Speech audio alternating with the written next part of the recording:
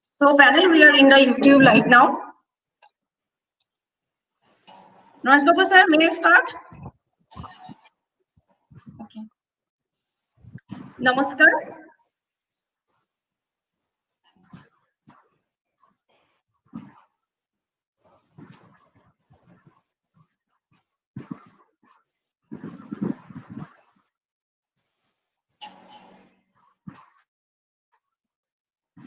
Honorable Director of National Institute of Technology, Silchar, Professor Sibaji Bandyopadhyay.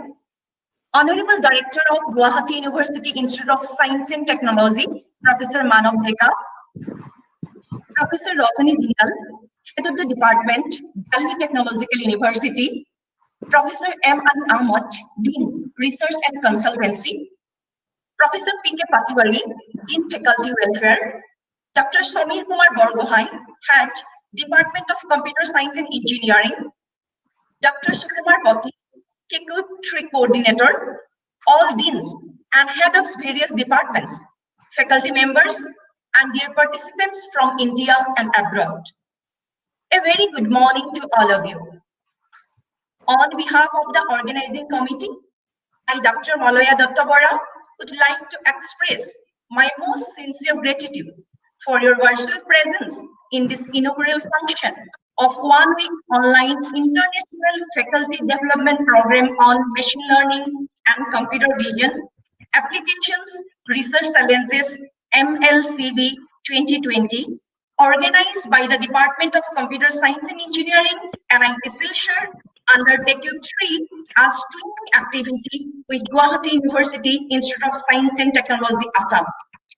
Now, I would like to invite Dr. Samir Kumar Borgohain, Head, Department of Computer Science and Engineering, NIT Silchar, and Chairman, MLCV 2020, to deliver the welcome speech. Kindly, sir. Thank you, madam. First of all, a very good morning to all of you and warm greetings on behalf of Department of Computer Science and Engineering, NIT Silchar, to Honorable Director, NIT Silchar, Professor Sibaji Bandyopadhyay, Professor Manav Deka, Director, GUST, Professor Rajni Jindal, DTU Delhi, Dean RC, NIT Silchar, Professor M.A. Ahmed, Dean Faculty Welfare, NIT Silchar, Professor P.K. Patwari, Dr. Sukumar Bhatti, Technical Coordinator, NIT Silchar, distinguished guests, colleagues, participants from India and abroad.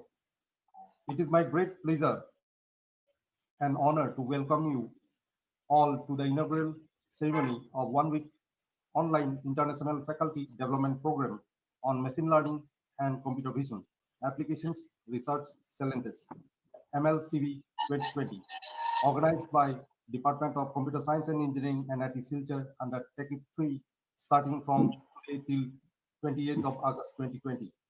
The FDP is jointly organized with our training partner, Guwahati University Institute of Science and Technology, Assam. The main objective of this FDP is to explore machine learning and computer vision techniques. The deliberations will explore various aspects of advances in the fields of machine learning and computer vision.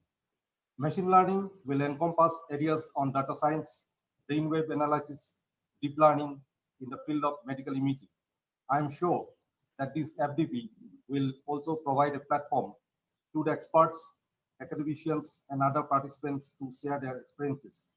I hope that the participants will greatly be benefited with expert talks.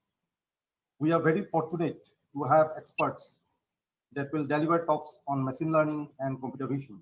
I welcome Professor Rajni Jindal, DTU Delhi, Dr. Saroj Kumar Biswas, NIT Silchar, Dr. Pinky Roy, NIT Silchar, Professor Nirul Sinha, NIT Silchar, Dr. Peter Ho Ching, Sunway University, Malaysia, Professor P.K. Das, IIT Guwahati, Sri Jyoti Prakash Mehri, GUST, Dr. Vinit N. Balasubramaniam, IIT Hyderabad, Professor R.K. Agarwal, JNU Delhi, Dr. Tim Chu E. Multimedia University, Malaysia, and Dr. Tipti Goel, NIT Silchar. We have received an overwhelming response from the participants from India as well as from abroad. A total of 2,784 participants have registered in this faculty development program. I wish the faculty development program to be successful and reach its goals. Thank you very much. Thank you, sir. The next distinguished to honor with us, with his presence, is chief guest of today's inaugural function, Honorable Director of NIT Silchar and Patron of MLCV 2020, Professor Sibaji Bandyopadhyay. I would like to request you, sir, to kindly address the gathering. Very good morning to all the dignitaries present in today's inaugural program.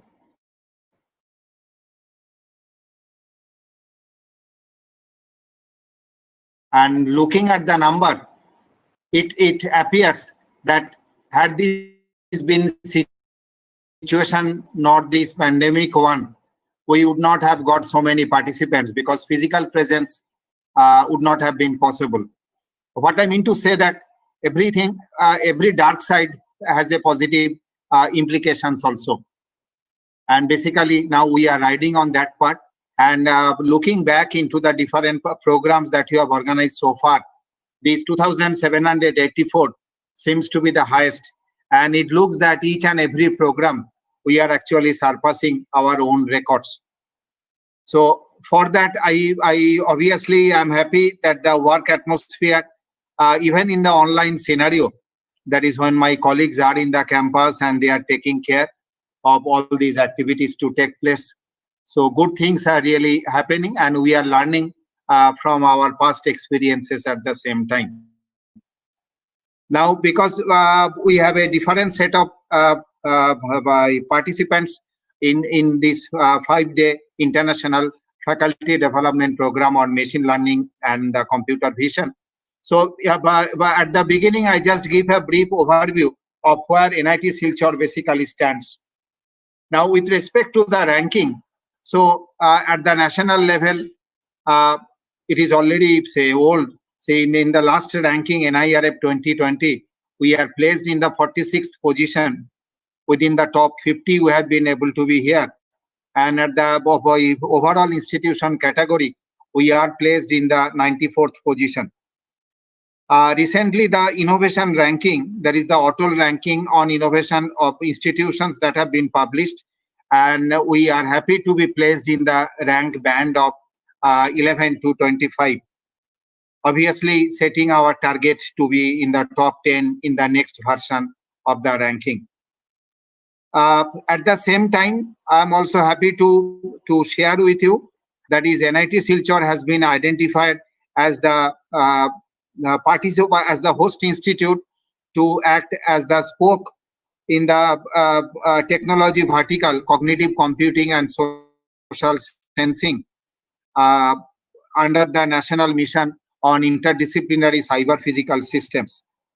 And quite befitting that the kind of discussions that will be done during these 5 days, that is the approach of machine learning in computer vision and its application domain ranging from medical imaging to say the civil engineering applications and what not basically. So everywhere the concept of cyber physical systems to come in. So our recognition as one of the institutes which are doing work in the area of cyber physical systems and that too in the cognitive computing in this program organized by the Computer Science and Engineering Department as well as the Guwahati University Institute of Science and Technology. So that sharing of that information, I think, is the right place. That is where all of us will be able to take care of that. Now, overall, research and innovation are the two key factors which we have put forward as the focus for our institute to be identified. So, say whatever teaching, learning set of activities are there.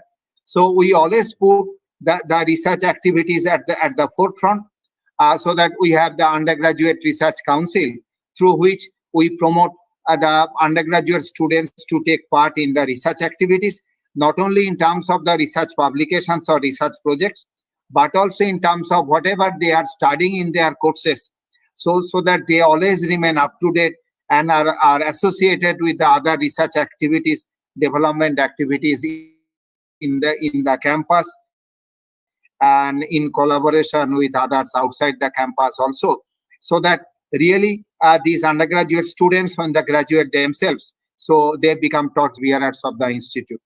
At the same time, also we have in the last 2.5 years, we have doubled the number of PhD scholars. So starting something like 400, now after the recent introduction, there is admission of the PhD students, the total number has crossed 800. And we believe that having a good set of PhD students means that there is a synergy between PhD master students and the BTech students and the faculties overall, so that the real identification of the institute actually takes place. Now, coming to the machine learning and the computer vision area.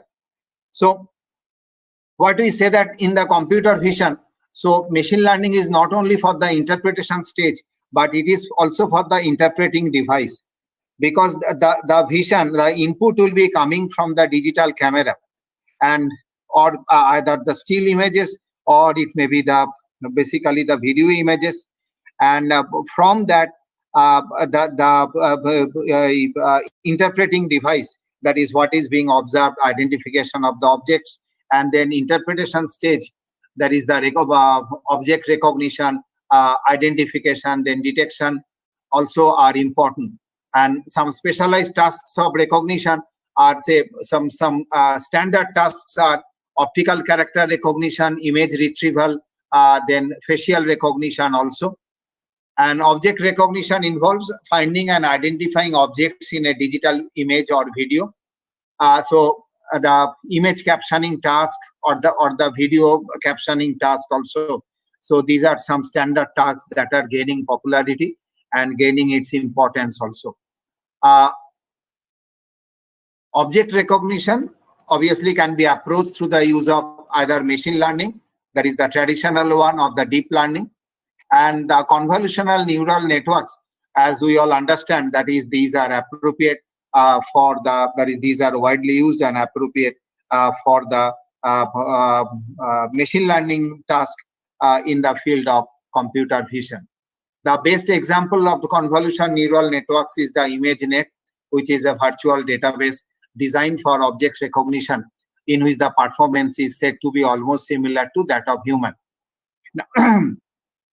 Now, at this point, let us look into the transformer, which is a deep learning model introduced recently in 2017, and which is basically a sequence-to-sequence model, primarily in the field of natural language processing. So, transformers, like recurrent neural networks, are designed to handle sequential data for tasks such as, say, machine translation, but they do not require that the sequential data to be processed in order. So that the transformer allows for much more parallelization than the recurrent neural networks, and thereby reduced training times. Now, since their introduction, transformers have become the model of choice for tackling many problems in NLP, replacing older recurrent neural network models, such as the LSTMs. Since the transformer model facilitates more parallelization during training, because otherwise the long-term dependency issue cannot be, say, adequately taken care of by the RNN networks. So this has led to the development of pre-trained systems such as BART, bidirectional encoder representations from transformers, and GPT, generative pre-trained transformer, which have been trained with huge general language datasets and can be fine-tuned to specific language tasks also. And I noticed that there is one talk on GPT-3 as well, which are, say, the recent transformer-based, neural network models. Now, why I'm talking about the transformer architecture, which is, say, for a which is basically a descendant of the, or a say, the version of the RNN model, is that in the area of computer vision, where, say, the convolutional neural network is the most commonly used model, but In recent works, images are, that is, there are, say, visual transformers, works on visual transformer approach, which are taking place in the computer vision domain. In recent works, images are represented as a set of visual tokens and visual transformers, and visual transformers are applied to find the relationships between visual semantic concepts. So given an input image, a set of visual tokens from the image are dynamically extracted to obtain a compact representation for high-level semantics. Visual transformers are then used to operate over the visual tokens to densely model relationships between them. This paradigm of token-based image representation and processing drastically outperforms its convolutional counterparts on image classification and semantic segmentation. To demonstrate the power of this approach on ImageNet classification, ResNet is used as a convenient baseline, and visual transformers are used to replace the last stage of convolutions. Now, in addition to the role of the visual transformers in say use of the machine learning approaches to computer vision, in recent times, the multimodal approach in applications, multimodal, say the machine translation, or multimodal, say the understanding of the say the environment, where you have your inputs from the text, from images, from video, from speech also, where you need to apply the machine learning algorithms. So there need to be an embedding platform, an unifying platform, where machine learning approaches, where the input data will come from all these various sources. So that need to be taken care of. And in this scenario, the transformer model is going to take a very important role. And so not only for the say sequence to sequence model, or say the language or the text processing task, but for image processing task as well, semantic segmentation and the interpretation task. So the concept of the transformer architecture and its versions like BART and the GPT, or a most recent version of GPT-3, these are going to come up, say, quite rapidly. With these wishes, I wish that during these 5 days of the discussions, so lot of deliberations on the up-to-date learning technologies, machine learning techniques will be coming up. And machine learning techniques, say, they are not about the lot of data only, but they are about the algorithms also, how these decisions are taken care of. The fairness of the algorithm, that is also an important part. That is whether the algorithms are biased towards, because we are part of a society, and through, say, whatever a machine learning algorithm actually tells us, so obviously we'll have to look into the fairness aspect of the machine learning algorithms as well. So with this, wishing the program grand success. Thank you once again. Thank you, sir. Thank you so much for your words of wisdom. And it will be a privilege for me to invite Honorable Director of ZUIST, Professor Manav Dekar, sir, to kindly address the gathering. So kindly. Honorable Director NIT Silchar, HOD CAC, and Dr. Malaya Dr. Bara, and Parasmita Sharma from GUIST, participants and colleagues from NIT Silchar and GUIST. Directors NIT Silchar, Director sir has covered everything. And a person like me who is not from the computer science background, I am actually a biotechnologist. I would like to speak something about whatever I understand about machine learning and its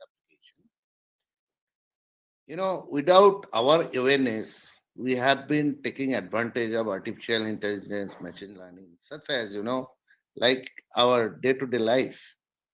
For example, say we can talk about virtual personal assistants, Siri, Alexa, Googles. These are the examples of such assistants, where they assist by finding out information when asked over voice. Recently I got connection of Geo fiber in my room, in my bedroom, with a router. So like any other TV, mobile, what do you call that? Uh, TV, any other TV, like when you have that device in your hand, you can change the channels and all that. But this particular device, it has a voice recognition. You just ask anything to that TV, it will come with all the information that you are asking. So these are addition to the earlier TV. So there are devices coming out like this because of this information. I mean, artificial intelligence application. Then traffic prediction. Yes, about 10 years back, that time GPS system was not in India, so I was not knowing about this system. I reached Kuala Lumpur airport by 9:30. I was having the address where I'm supposed to go to my friend's place. So I have shown that address to the taxi driver. And the language of the taxi driver was a local language, Bahasa, Malay.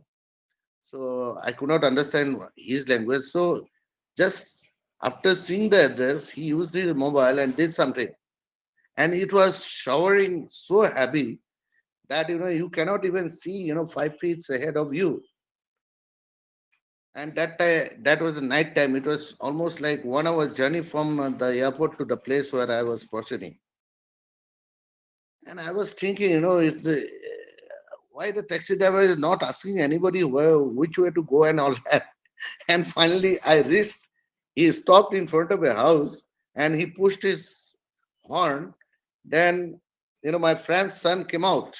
So I was so surprised. How come it is possible? Then when I asked my friend, he said, this is GPS system.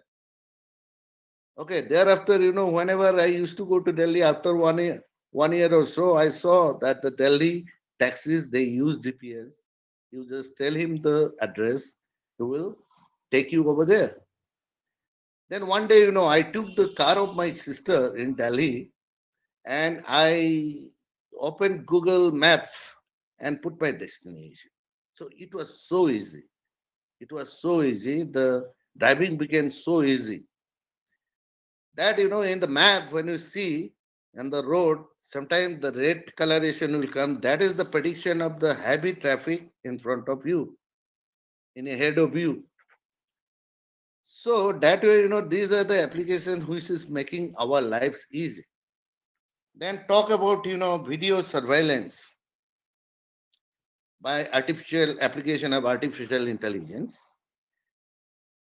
you know it takes care of possibly it is taking the use of what you call face recognition, voice recognition, and there's nowadays we have emotion recognition. Again, a friend of mine who is in New Jersey, USA, he has a company. They make lot of devices or solutions. They have solutions based on cyber technology. So their products are there in the NYPD, New York Police Department, as well as in Washington, as well. They have their products in the airports. I asked, what are those products? Then he said they have a device which is mandatory to be put in the uniform of the security personnel in the airport. Now this device can understand your emotion. I don't know the technology behind it, but then these are the applications. And then, yes, speech recognition, image recognition, these are all used in nowadays in the security, national security. We can talk about the speech recognition, you know, possibly, it might be done like, if you have the record of, you know, the speech of a terrorist, which is making some anti-national activities. Now he talks to somebody, and that space might be recognized by a computer. So there are application by AI or machine learning. And I want to touch something about the industry application of machine learning in industry. A few examples, like when we talk about fourth generation industry, industry 4.0, fourth generation industry, which is you know digital transformation of the industries, conventional or traditional industries. There is application of IoT, cloud computing, then machine learning. All these things are there for digital transformation of the conventional processes in industry. For example, the manufacturing. When you talk about manufacturing, a lot of dimensions are involved. So by integrating all these dimensions, you can make the manufacturing process easier, accurate, and the product's quality better. Okay. You can have all these applications in the quality control so that traditionally what we used to do or industrial people used to do, that you have your products, ready products, then randomly pick up some products and go for quality control. Now, because of application of machine learning in the industries, these qualities can be monitored dynamically when the process is going on. So fantastic systems are coming up even in industrial application. So I hope this workshop for next few days on machine learning and computer vision application, research and challenges. These will have a lot of issues covered by some experts on this field. And there's a question like like whether deep learning can replace neuroscience. So few neurologists say no, it cannot. Deep learning cannot do so. But some other neurologists think otherwise. So during this 5 or 6 days workshop, I think some experts will have some discussion on these issues. And I asked somebody who knows about machine learning, I asked them whether is this very difficult to learn machine learning. He said, yes, you should have little knowledge about the programming languages and all that. But he said, yes, sometimes it becomes very hard when you think about a new problem for a new solution. You should have, in that case, you should have new algorithm. So you have to develop new algorithm. Then it becomes little hard. But if you know about some programming, then it's not a big deal. So possibly this workshop is going to be hand-on. Just 2 days back, GUIST organized one workshop on machine learning along with NIH Silchar, which concluded 2 3 days back. A lot of participants were there. I was in the concluding session, valedictory session. I found that all the participants were so happy to learn about machine learning and its application and so on during that workshop. And I hope this collaborative workshop between NIT Silchar and GUIST would be also very, very fruitful to the participants. And I thank AICT, MSID for, through TechIP 3, all these things have become possible. GUIST is a TechIP 3 institution and NIT Silchar is our twinning brother. As director, NIT Silchar has already indicated lots of things which can be covered under research. I hope some of the discussion will take place so that our participants becomes aware about it. They can carry the information to teach their students so that our students become, see, industrial automation. Lot of things are there, IoT, robotics, and automation of the processes. There are Siemens. Siemens is a very big giant in this field. I know that they are having some products which can, which can be prototype of the real industry system. I think NIT Silchar is having such a product because I have since seen that in my last visit. So your students are already exposed to some of these things, whether all other students may not have the chance. So through this workshop, at least some of the basics of machine learning, artificial intelligence, how you do that using, say, languages like Python and all that will be, taught in this hand-on, if it is a hand-on workshop, will be taught so that our students can be prepared for industrial job. With this wish and hope, I wish that this workshop will become successful. With these few words, I would like to thank all of you once again for joining the workshop. Thank you very much. Thank you, sir, for your kind and motivational words. Now, I would like to invite Professor Rajani Jindal, Head, Department of Computer Science and Engineering, Delhi Technological University, to address the gathering. Madam, kindly. Thank you, Dr. Malaya. A very good afternoon to all of you. First of all, I would like to congratulate the organizers for organizing such a relevant workshop, especially in these difficult times when people cannot move around and the whole world is at a standstill, and getting such a large participation. I mean, really, that's a wonderful job. And I really congratulate the organizers, the director, NIT, the HOD, CSC, and all the other people involved in this.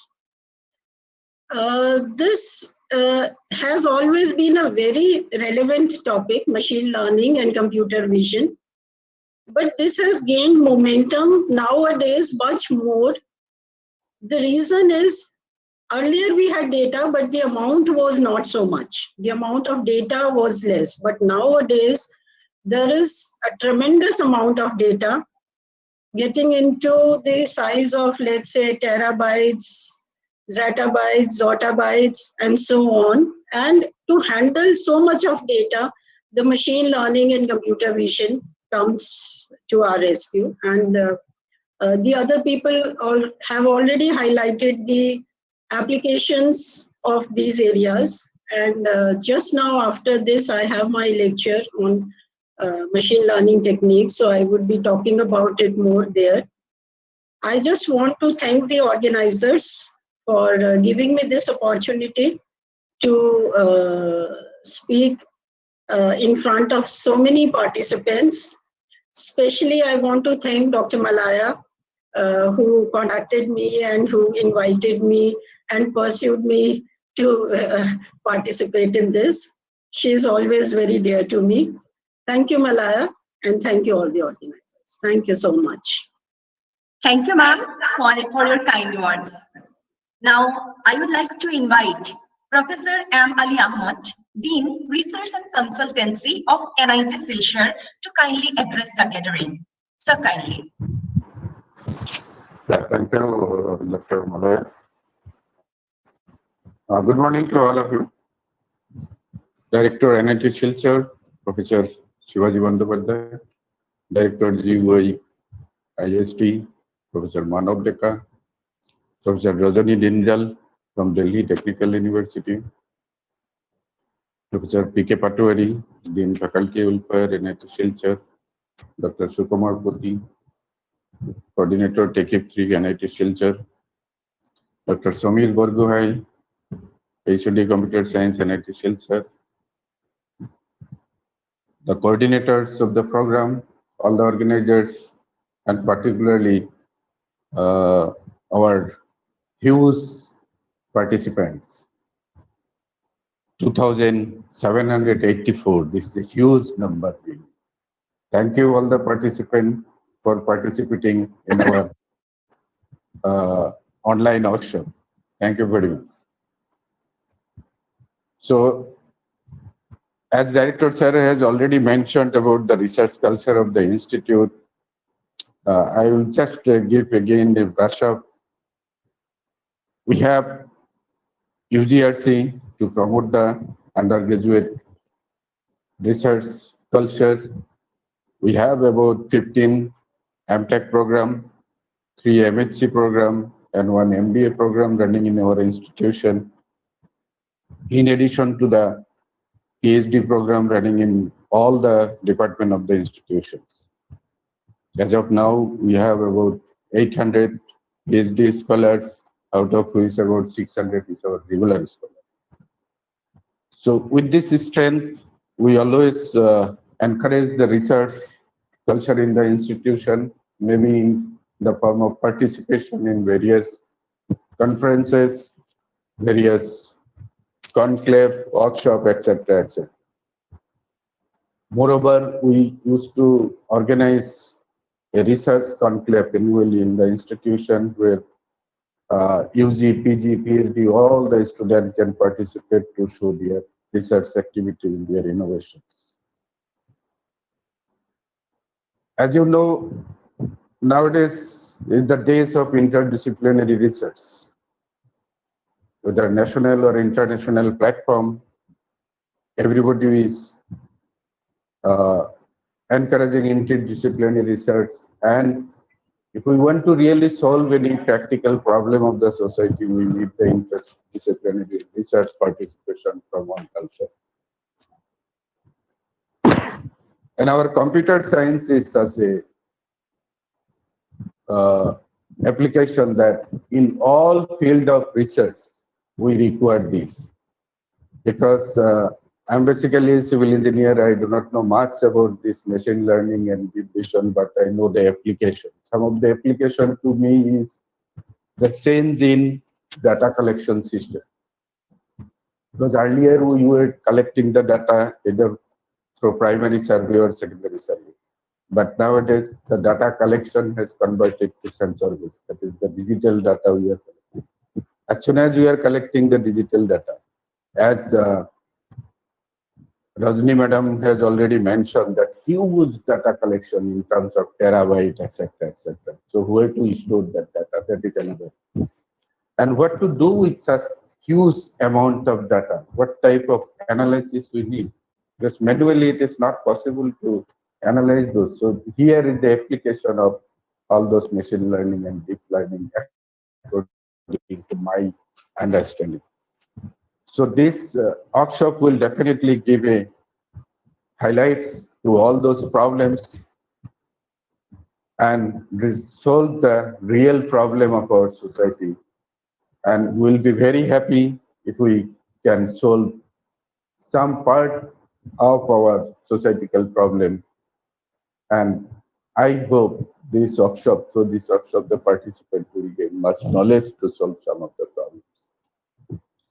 Our institute or the workshop will be a successful one if some of the participant or our faculty member or any faculty member take up such interdisciplinary nature of problem and get some funding, write some project, and have some research in this. Some of the PhD scholars may decide even their research problem out of this.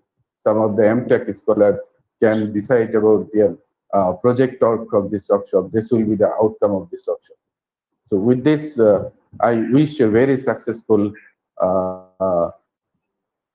workshop, which is prime importance of which is again in the name itself, the research excellence, which is really application and research excellence, which is really appealing to me and appealing to, I hope, all the participants. Thank you everybody. Thank you, sir, for your words of wisdom. Now, I would like to invite Professor P.K. Patwari, sir, Dean, Faculty Welfare of NIT Silchar, to kindly address the gathering. Sir, kindly. Very good morning to all. Respected Director, sir, Professor Shivaji Bandyopadhyay, respected Professor Dika, the Director of GIST, Professor Rajni Jindal, the expert in today's session, the Dean, Professor M.A. Ahmed, the HOD, Professor Samir Borgahai, and TechCube coordinator, Professor Sukumar Pati, the coordinators, the organizing team, and the big number of participants. So at the outset, I would like to congratulate the coordinators, Dr. Molaya Datta Bora, Dr. Naresh Babu, and Dr. Parismita Sharma for organizing such a record-breaking international faculty development program.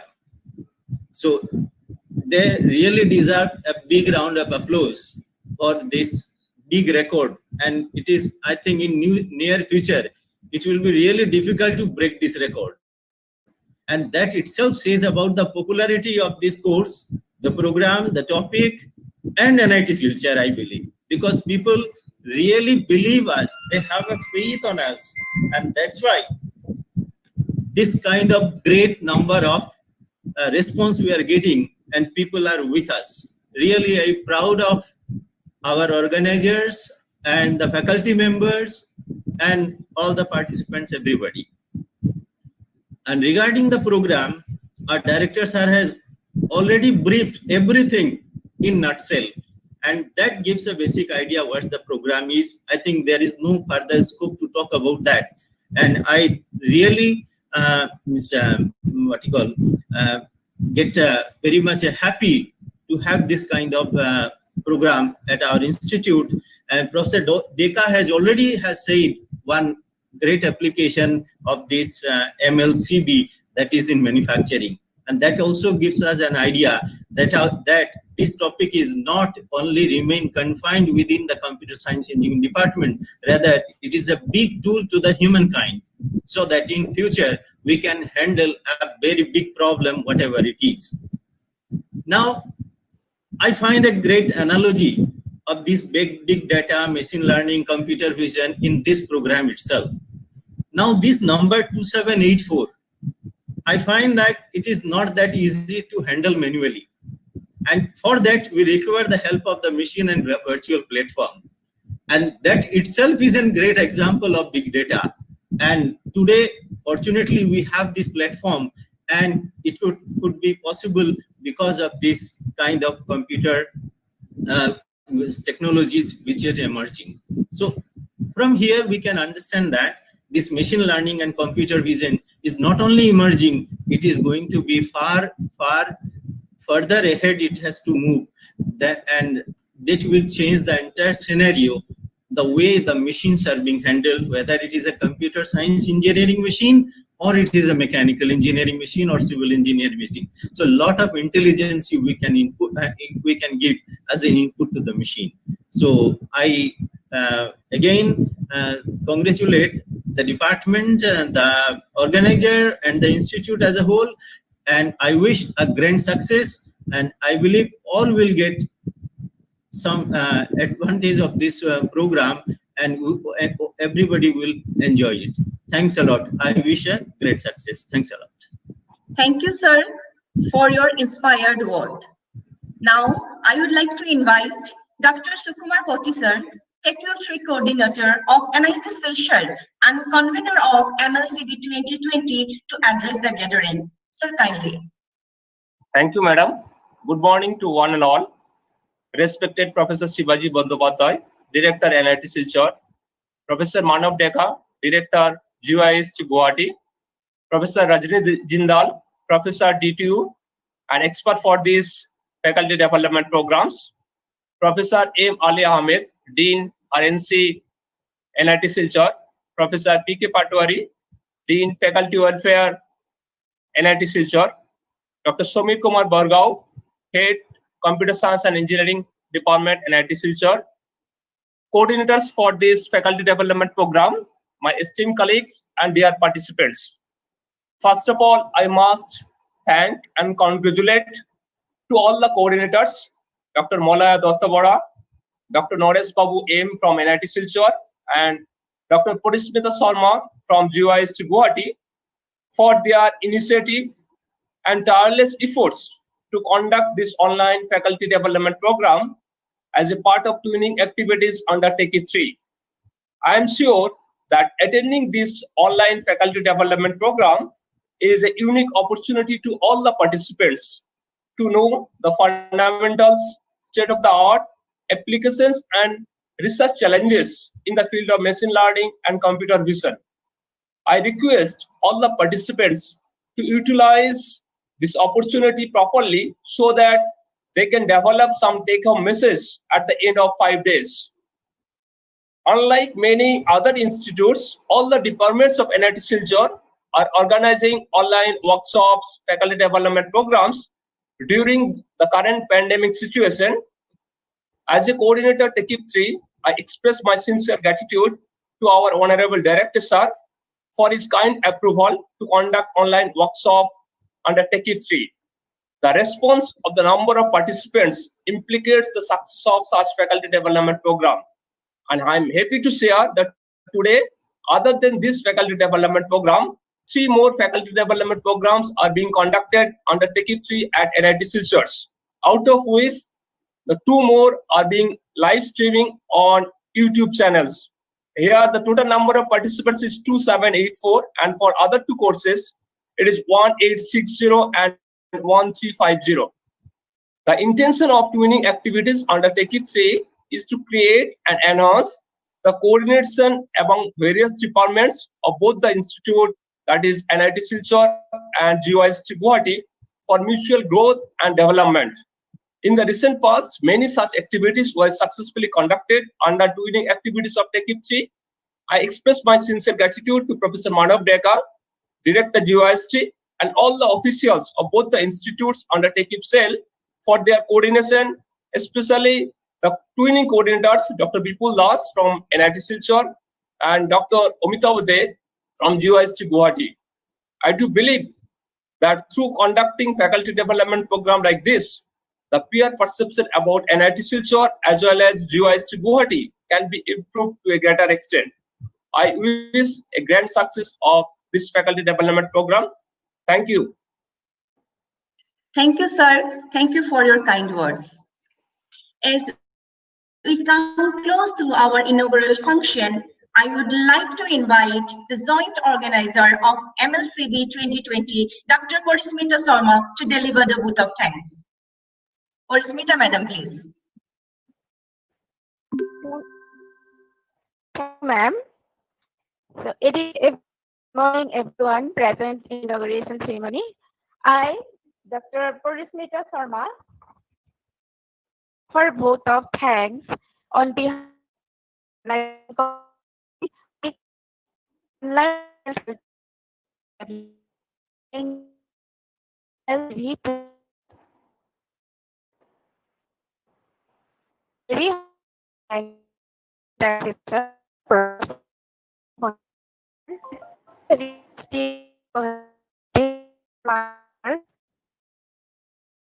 Yes, Parismita ma'am. Parismita ma'am, you are not audible properly. Hello. May I please? May I continue? Panel, all the participants, Parismita madam, I think so she is having technical problems, so I want to continue on behalf of Parismita madam. Director, kindly permit me. Yeah, continue. okay. Yeah, please Hello? continue. Okay, okay. Yeah, So, I think Parismita can join later because during these 5 days. Okay, okay. So at the outset, I extend a very hearty vote of thanks to our Honorable Director, sir, Professor Sibaji Bandyopadhyay, and Director of GIST Guwahati University, Professor Manav Deka, sir, for enlightening us all with their words of wisdom as a part of inaugural ceremony of Techno-3 training program with GIST Guwahati University. I also offer gratitude to Dr. Samir Borgohain, Head of the Department, Computer Science and Engineering of NIT Silchar, and Techno-3 Coordinator of NIT Silchar, Dr. Sukumar Pati, and Dr. Isankar Shaikia of Tech3 Coordinator of CUIST for organizing such a helpful FDP program. I would like to offer vote of thanks to our respected speaker, Professor Rajani Jindal Madam, Professor and Head of the Department, Computer Science and Engineering of Delhi Technological University for gracing the occasion. I would like to express my sincere thanks to Professor M. Ali Ahmad, Dean, RNC of NIT Silchar, and Professor P.K. Patwari Sir, Dean Faculty Welfare of NIT Silchar. Thank you, sirs and madam, for encouraging us for this program.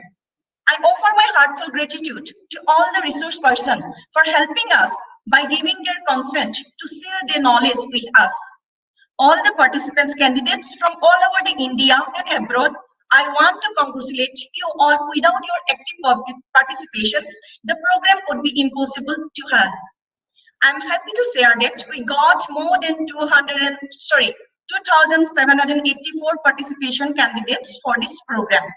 Last but not the least, I want to offer my vote of thanks to the co-coordinators of this program, Dr. Norris Babu M. and Dr. Korismita, for their constant effort to hold this program in time. At last, I wish all the participants and resource persons a happy, informative, and helpful session ahead. Thank you. Thank you, sir. Thank you. Yes, finally, this is an opportune time to declare official opening of the MLCV 2020. So I would like to request our Honorable Director, sir, to kindly declare the FDP open. Sir has left. Actually, sir, one more faculty development program inauguration is there. That's why Sir has left. Okay. Now, may I request Professor P.K. Patwari, sir, kindly declare the official open of this MLCV 2020. I hereby declare this program open. Okay. Thank you so much, sir. Thank you. Thank you all.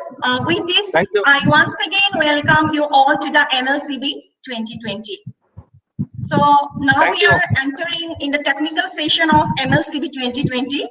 So we have two eminent speakers for this day, Professor Rajani Jindal and Dr. Saroj Kumar Bishwas. So now I would like to Rajani ma'am kindly present. Thank you, Manay ma'am.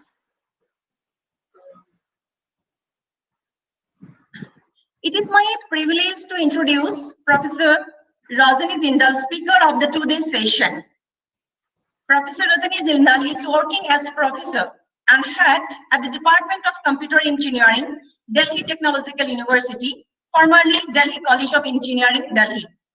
Her previous assignments includes as professor of IT, Dean in Research and Collaboration at Indira Gandhi Delhi Technological University for Women, Delhi for 3 years. Prior to joining teaching, she has also worked with Tata Consultancy Services. She is having a work experience of around 29 years in research and academics. Her research interests include database systems, data mining, operating systems, and compiler design. She has authored around 5 books and 100 research papers and articles for various national and international journals and conferences. She is a senior member of IEEE and a life member of CSI. Now, may I request you, madam, kindly start your presentation. Thank you, ma'am.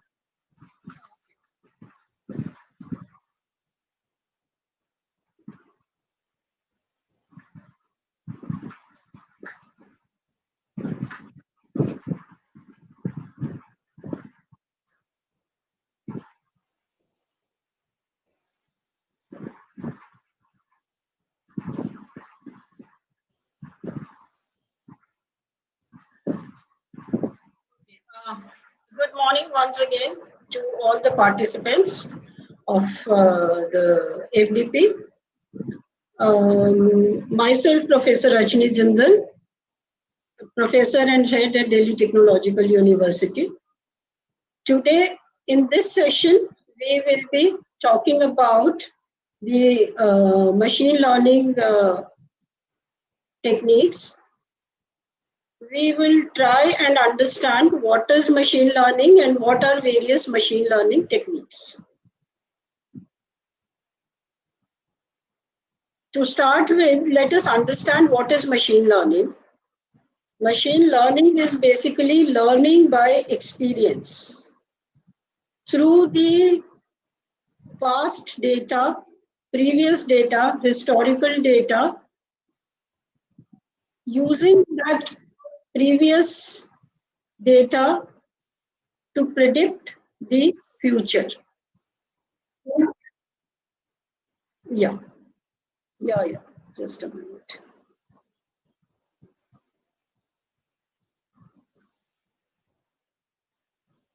Yeah, right? Okay.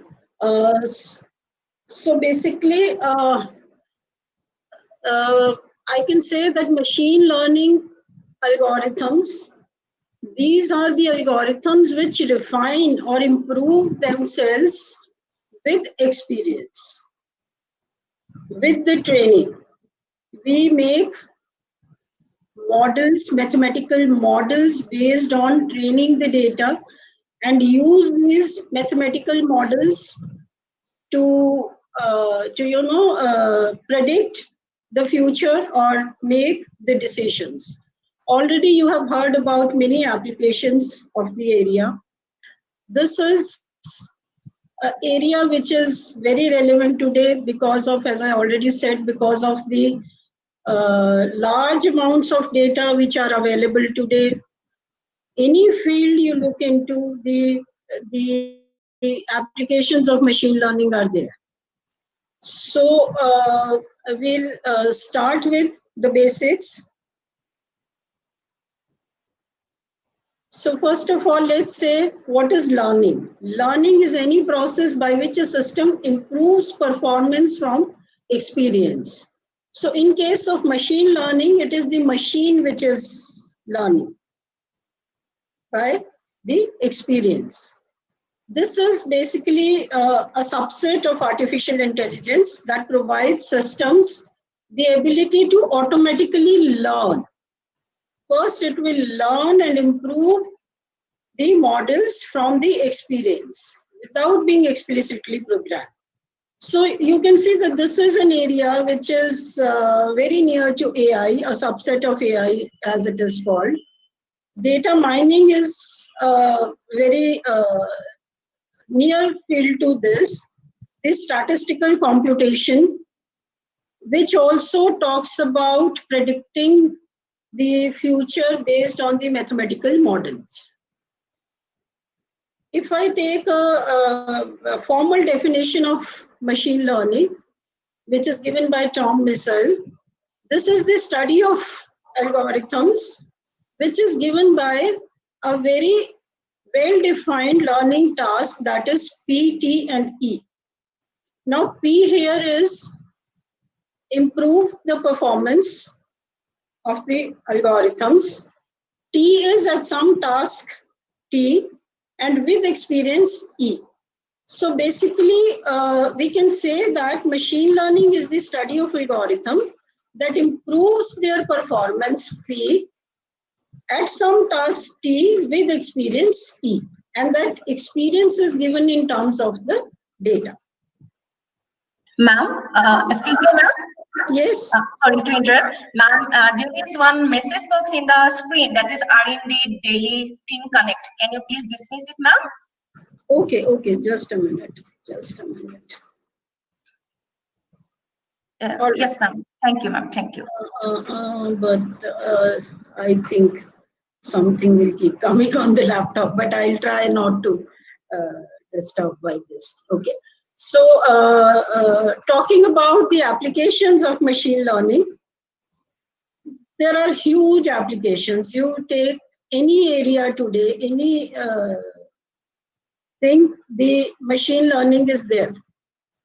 The most important, I will say nowadays, is the healthcare. In the healthcare, for the disease prediction, for the medication effectiveness, machine learning is used heavily. For identification of the disease, identification means the prediction basically. Given the previous data, the experience of various patients, their history, the doctors are able to predict the disease using the images, using the data, and depending upon that, the medication effectiveness. You see the travel, you see any area like social media, marketing, credit and insurance, your credit rating is done, what kind of loans a particular user can take, the user behavior, everything is being done using machine learning. So, I mean, as far as the applications goes, there are tremendous number of applications of machine learning. Like we said, we have lots of data available these days on which we want to apply these techniques. This slide shows you the various types of data on which we can apply machine learning. Like we have, I'm starting from the bottom, the structured data. The structured data which we all familiar with, which is a kind of defined data model, format structure, that is your database. Any database you take which is defined using various data models, that will come under your structured data. The traditional approaches of machine learning are designed according to the structured data. Then we have the semi-structured data, which are the textual data files with an apparent pattern, like your spreadsheets and XML files. They have some structure, but not fully structured. Then we have the quasi-structured, that is your clickstream data, the clicks you perform on the websites, the user data, the session data, all that comes under your quasi-structured data. And then the unstructured data, that is your text documents, the PDFs, the images and videos. Lots and lots of unstructured data is available these days. And the job of machine learning is to find patterns, find informations, predictions, decision making, all that from these huge amounts of data. Now, this is a general structure of a machine learning system. Basically, as I said earlier, this is a training system. We train the system using the data. There is a training data which will train the ML algorithm. You can see this here.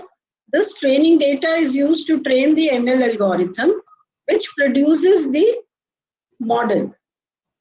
Okay, and then whatever new input data we want to classify or we want to analyze, we input that data to this model and we get some prediction or some results, some output models. If we get the correct output models, then we have a successful model.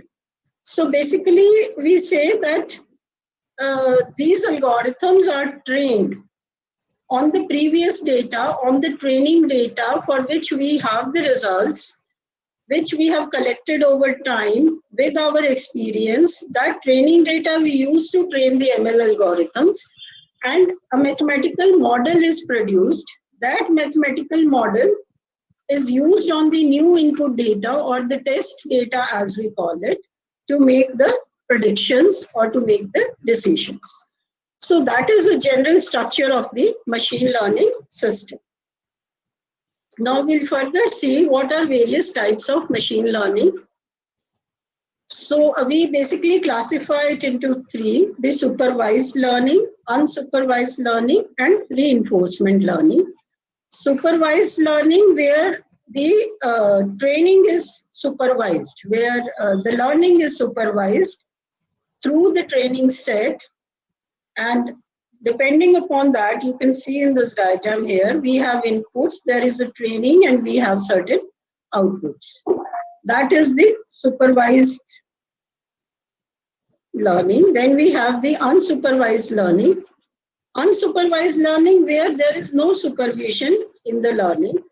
So basically, machine understands the data, and then there is an evaluation in qualitative or indirect. Data doesn't predict. Okay.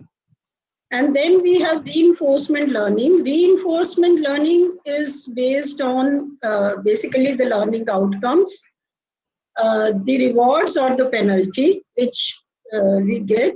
Using that, we make the system more learned.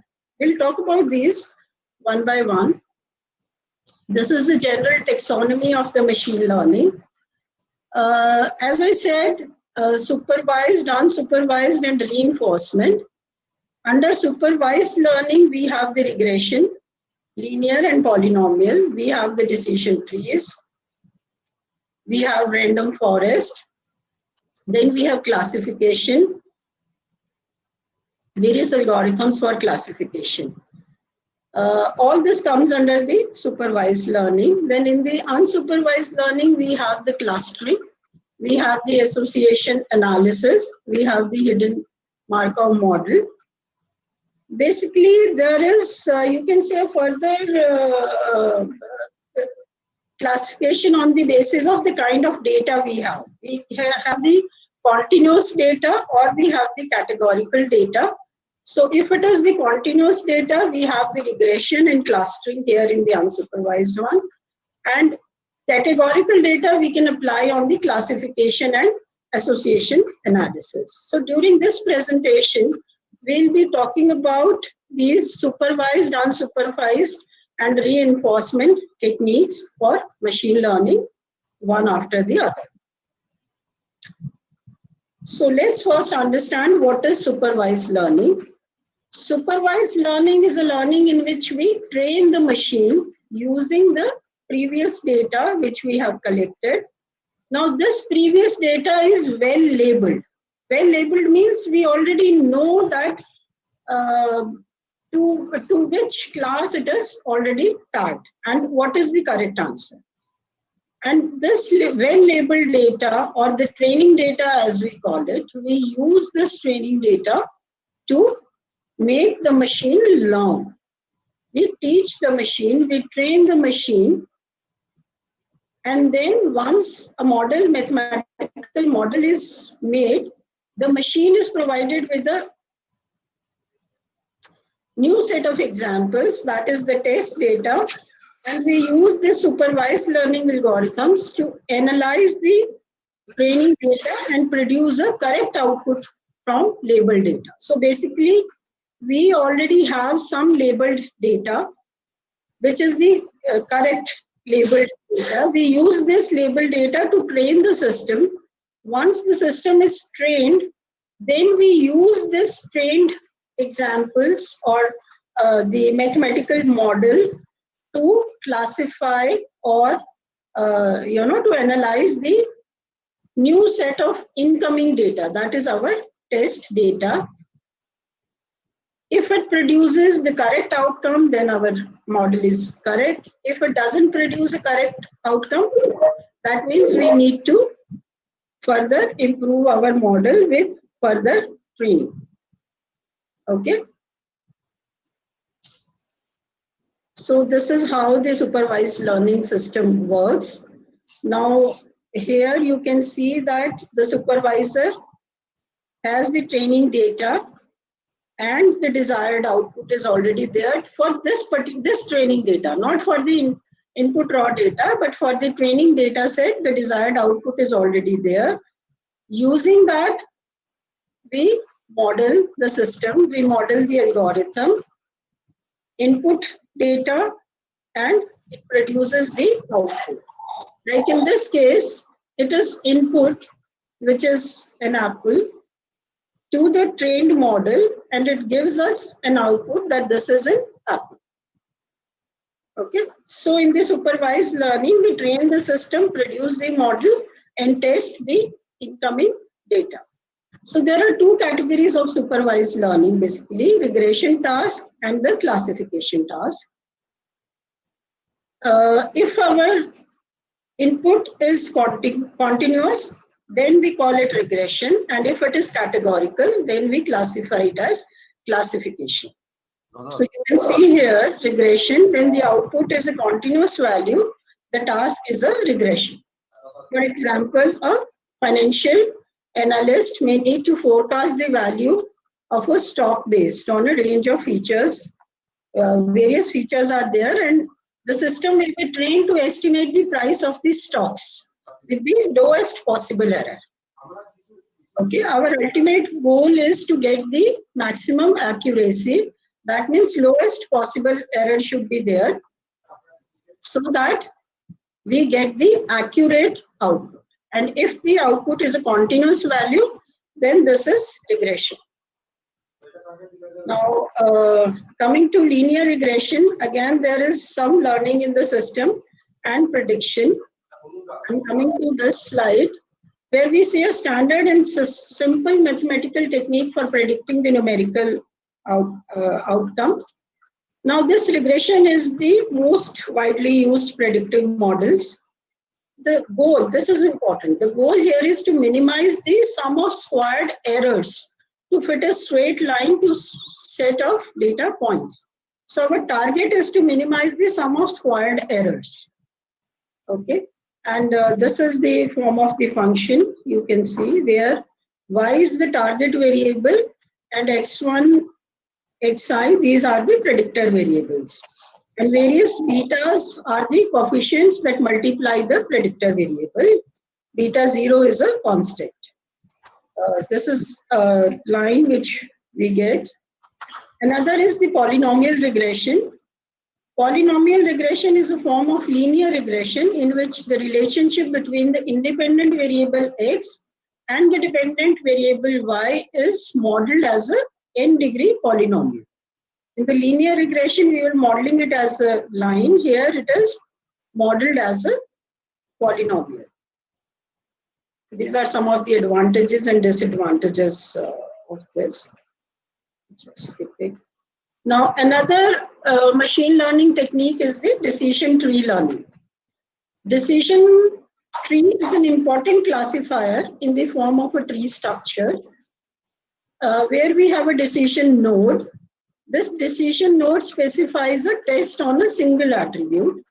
There is a leaf node which will indicate the value of the target attribute. I'll show you an example a little later. There are various branches. Each branch shows you a split of one attribute, and we can define a path which is disjunction of tests to make the final decision, starting from the roof to the leaf. And there are various paths existing. Depending upon the values of the attributes which we have, it will follow a particular path and reach to a decision. Okay, these classify instances or examples by starting at the root of the tree and moving through it until a leaf node.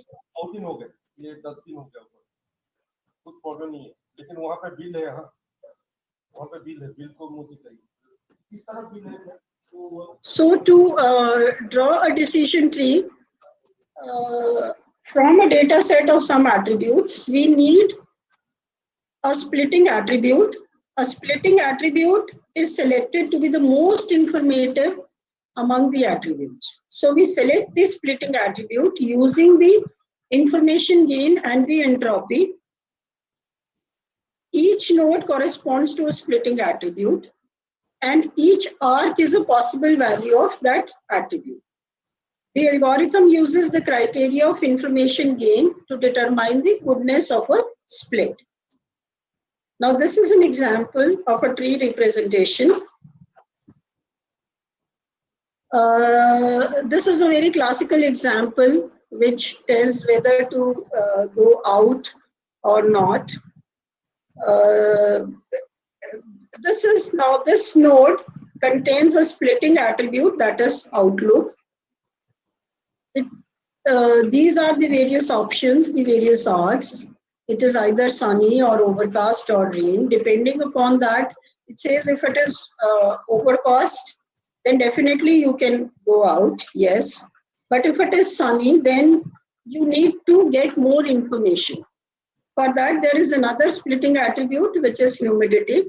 If humidity is high, you don't go out. But if it is normal, then you can go out, yes. So any of the paths will be followed, depending upon whatever the values of these splitting criteria are. If it is raining, Then you check whether it is windy or not. I mean, if there is a little wind, you can still go out. But if there are strong winds, you do not. So your decision is based on the values of these splitting attributes. The outlook is the most informative attribute based on the entropy. And the next ones are humidity and wind. So we calculate the entropy, we check where information gain is maximum, and accordingly we choose the splitting attribute. There is another example of a decision tree, whether to wait for a table at a restaurant. These are various parameters. I'll just show you the picture. Now this is the decision tree which is made. The most important or most informative gain parameter or attribute here is patterns. That means the number of customers who are already there. So if there is no customer, there is no wait. If there are some customers, yes, you can wait for the allotment of the table. But if the restaurant is full, then you have to check the other attributes. You have to gain more information. You have to check the weight estimate. If waiting is already greater than 60, then obviously you don't want to wait. If it is 30 to 60, you check for the alternates. If you are 10 to 30, you see whether you are very hungry. If you are very hungry, then you should not wait. Okay. If you are hungry, then accordingly, you have to check whether there are some other alternates available. If there are alternates, then maybe you can proceed. If it is raining and things like that. So basically, you have to see the attributes which will give you the maximum information gain, and the splitting attribute you put at the next level. And these are the leaves which are giving you a decision. So decision tree classifies according to the path which you follow. The next technique is the random forest technique. This is an ensemble classifier using many decision tree models. This can be used either for classification or for regression. Now, accuracy and variable importance information is provided with the results. This is the random forest method. You can see there are many decision trees which are used. And based on all these decision trees from the random forest, we do the prediction. So this is the method which you follow. For each tree, choose the training data subset. Stop condition at each node. If the stop condition holds at each node, then we can calculate the prediction error. If it doesn't hold, then we need to build the next split. Okay, like we have done in the decision tree. And once we calculate the prediction error, then if it is conversing, then we can get to the prediction. Okay, this is how we choose the best split from the sample data, sort by the variable. We compute the Gini index at each split point and then choose the best split. And using this best split, we build the next split. This is how your random forest works, which is a collection of number of decision trees. These are the advantages, disadvantages. Just skip this. Now coming to classification. Classification is a technique to categorize the data into a desired and distinct number of classes where we can assign label to each class. Okay, the task here is to assign label to each class. We already have some training data, like I told you earlier, and using those training data, which is already correctly classified, we classify the new cases based on a similarity measure. So this is K nearest neighbor technique for classification. This is a very simple algorithm. It stores all the available cases and classifies the new cases based on a similarity measure. This is basically called lazy learning. Lazy learner, K nearest neighbor is a lazy learner because function is only approximated locally and all the computation is deferred until classification. So it is learning lazily, and whenever it has to do classification, then only it does all the computations. This can also be used for regression. This is slow when training set is large and distance calculation is not trivial. So there is only one hyperparameter K, which is optimized using cross-validation. I'm not going into details of that. For any incoming data, it can be classified based on the majority voting of the neighbors. Okay, it uses the majority voting of the neighbors and classifies it to the nearest neighbor.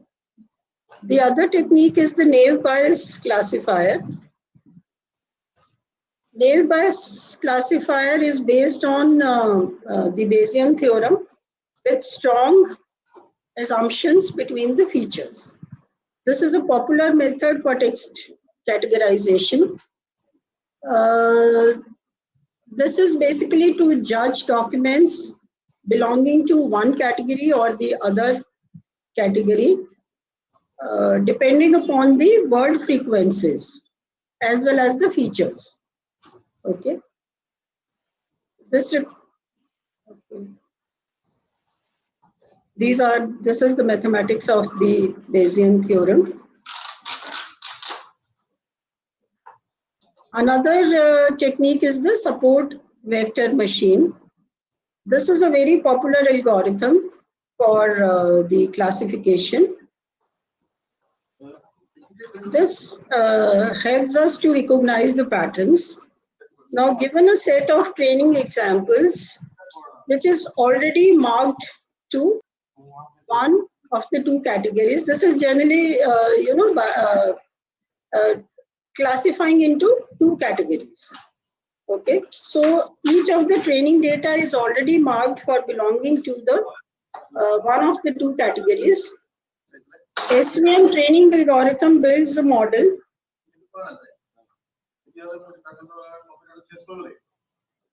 using this training examples, and then assigns new examples into one category or the other, making a non-probabilistic binary linear classifier. So it's a binary classifier which classifies into two categories. This is a representation of the example as points in space mapped so that the examples of these separate categories are divided by a clear gap. Okay, so it will either belong to this category or belonging to that category. Of course, nowadays we have fuzzy classification also, where the input or the incoming data may belong partially to both the classes. It may have some membership of one class or a membership of another class. But here we are saying that this is a binary prediction. Okay, binary classifier. It will classify to one class or the other class. And new examples are then mapped onto the same space and predicted to belong to a category based on whichever side of the gap they fall on. So you see this. Now coming to logistic regression, this model's relationship between set of variables, either dichotomous, that is binary, yes or no types, smoker or non-smoker types. It may be categorical, social, class, race. It could be continuous, like age, weight, etc. Or it can be dichotomous categorical response variables, such as success or failure, survived or died. So these are the various kind of variables on which logistic regression is modeled. This logistic regression is a form of regression that allows the prediction of discrete variables by a mix of continuous and discrete predictors. This addresses the same questions that it discriminates functional analysis and multiple regression. Okay, but there are no distributional assumptions on the predictors. Now, in logistic regression, the outcome variable is binary, like in SVM we had said, and the purpose of the analysis is to assess the effects of multiple variables, which can be numeric, categorical, that depends. Okay.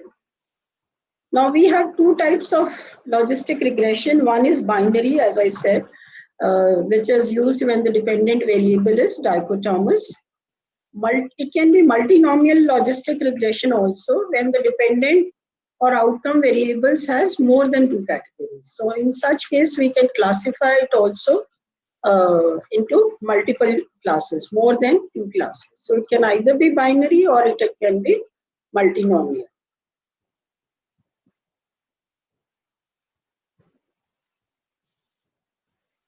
So, okay, these are some of the summary points of whatever we have done till now. Linear regression is for the regression, logistic is for the classification, decision tree we can use for regression as well as classification. Naive Bayes also regression and classifier. SVM is for the regression, though it is not very common to be used for regression, but it is heavily used for the classification. Random forest is used for the regression. Then these are the other ones, ADA boost and gradient boosting trees, which I have not covered here, but they can be used in regression and classification, both of them. Now coming to unsupervised learning. In the supervised learning, like we said, we had the supervisor who was using the training data to train the system and then made a model, and based on that, the outputs were generated for a new incoming data. Now in unsupervised learning, the goal is to model the underlying structure in the data in order to learn more about the data. But here the sample of training data set does not have an expected output associated with them. Like in supervised learning, we had a clear label with all training data sets. Okay, but here that is not the case. These algorithms are used to detect the patterns based on the typical characteristics of the input data. Clustering is one such example where we use the unsupervised learning experience. You can see the system here. Here no such training is done. No training data set is there. We have the input raw data, which is given to the algorithm. Some processing is done and a model is trained. And used on this model, we use to classify the incoming raw data. Okay. So like here, we have some input raw data, and based on that, we are giving the output. So clustering, as I said, that is a technique to find similar groups in data clusters. The data clusters are grouped or defined in such a way so that data instances that are similar to each other in one cluster and in different clusters, they are far away. So to find out this, we define a distance function to find the similarity, a similarity function. Okay, since there are no class values denoting already grouping of the data instances are given. So this is a unsupervised learning. This is the raw data, and then it is clustered. You can see in the second figure, it is clustered into various clusters. There are certain overlappings you can see of the clusters also. So within the cluster, the distance between the cluster points is minimum, but within the different clusters, this distance is more because they are far away. The various aspects of clustering, we have the partition clustering, we have the hierarchical clustering. We define a distance similarity. The clustering quality, we want the inter-clusters distance to be maximized, and within the cluster it should be minimized. So let's see various algorithms for clustering, various techniques. The most famous and easiest one is the k-means clustering. It's also called c-means clustering in some literature.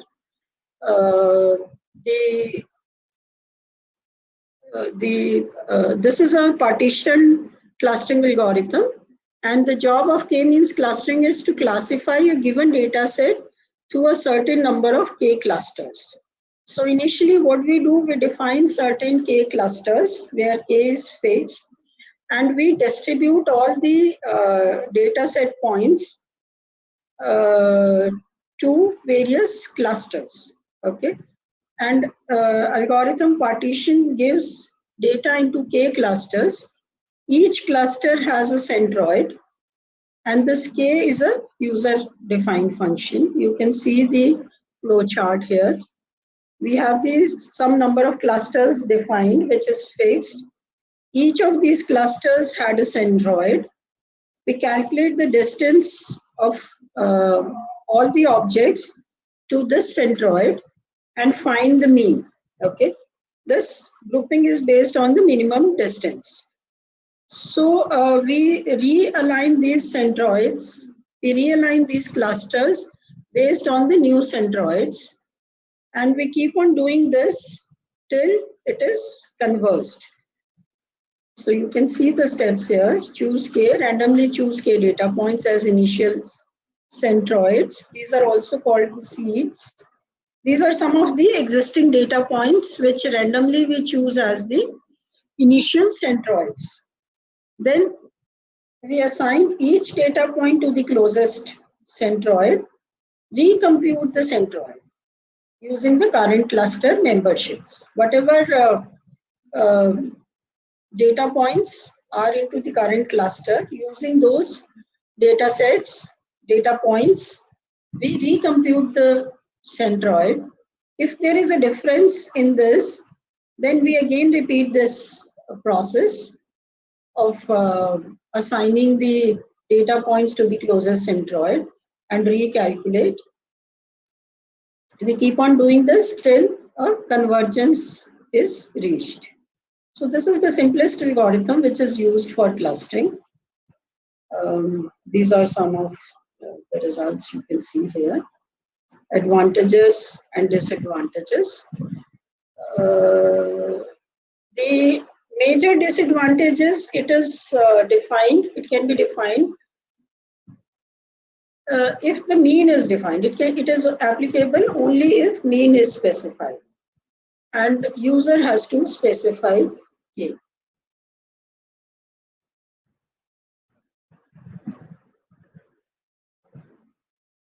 The next technique is the principal component analysis.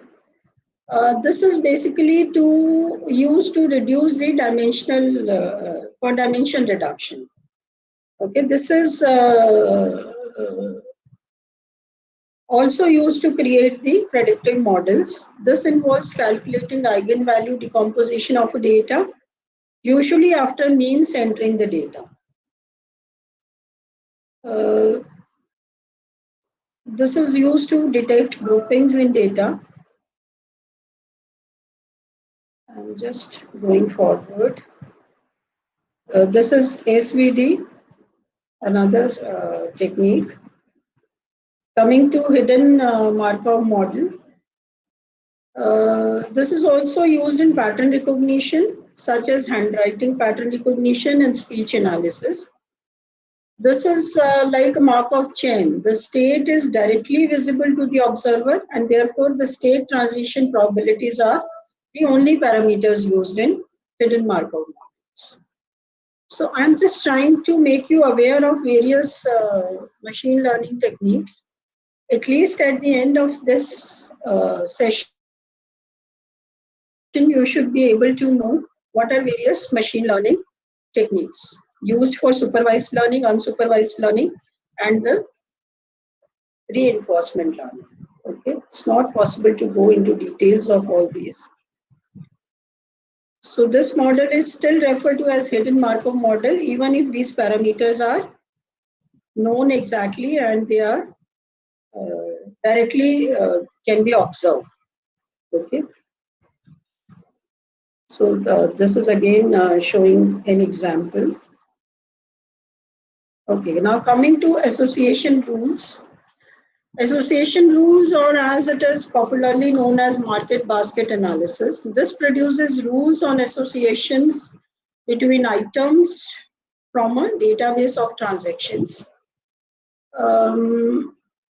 This is very widely used in today's online market scenario. Based on the user behavior, based on the user patterns, based on what buying habits they have, what things they are buying together, various recommendations are made based on that. You must be seeing when you go to any online site, you are given certain recommendations. These recommendations are based on these association rules. The most popular method used for association rules is the a priori algorithm. There are many techniques used for association rule mining, but the most popular one is the a priori algorithm. To reduce the computations, we use the frequent item sets. Frequent item set is one which is frequently occurring more than the threshold. We define the threshold, and based on that threshold, we define the support and confidence. The performance is measured by the confidence, and the system can be reviewed time to time. Now, what are association rules? Study of what goes with what. That is what is basically association rules. So customers who bought X also bought Y. Or what symptoms go with what diagnosis. Like if a particular patient has some particular symptoms, so what disease or what diagnosis from it can be done. This is very important actually, which is being used in the medical diagnosis these days. And these transactions are all event based.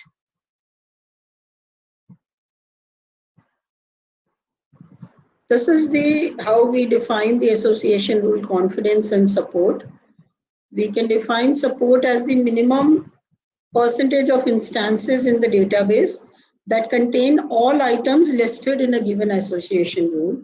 So basically it tells you how many instances in the database are supporting the given association rule. And confidence is with how much confidence we can say that this rule is correct. Okay, this basically is the conditional probability that B is true when A is known to be true. So support tells us the support of the association rule, and confidence tells us with how much confidence we can tell the rule. This is the a priori algorithm. So you can say that there is a minimum support criteria, that is the threshold, as I said. So first of all, we generate list of 1 frequent item sets that meets the threshold. So all those item sets where the frequency is more than the threshold, those item sets we select as frequent 1 item sets, and then use this list of 1 item sets to generate the list of 2 item sets that meet the support criteria. use list of 2 item sets, then 3, then 4, then so on up to k item sets. We do this. The other technique for association rule mining is frequent pattern tree algorithm. That is called the FP tree algorithm. This reduces the size of the candidate sets and thereby produces a compressed version of the data set in terms of an FP tree. So this is basically a two-step algorithm. In the first step, we build the FP tree, and in the second step, we use this FP tree to find the frequent item sets. These are some of the summary points on the clustering and association rules, which we had done. Now, coming to reinforcement learning. So far, so good? Okay, so I believe you people are listening and understanding.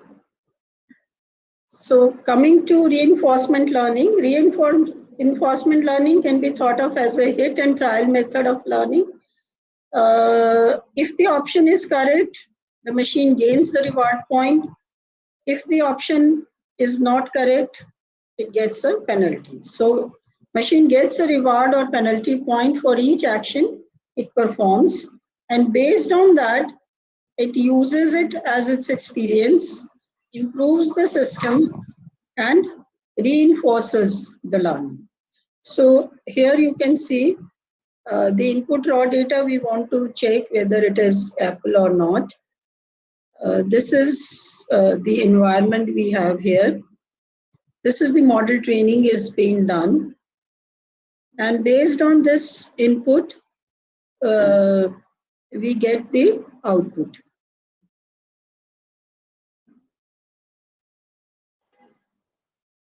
There are 2 types of reinforcement, a positive reinforcement and a negative reinforcement. Positive reinforcement is defined as when an event occurs due to a particular behavior, increases the strength and the frequency of the behavior. The negative reinforcement is defined as strengthening of a behavior because the negative condition is stopped or avoided. So your reinforcement can be either positive or negative. Now these are basically the machine learning algorithms summarized and to see where they are used. You can see unsupervised, supervised, and reinforcement learning. In supervised learning, there's a kind of summary. We have the classification and the regression.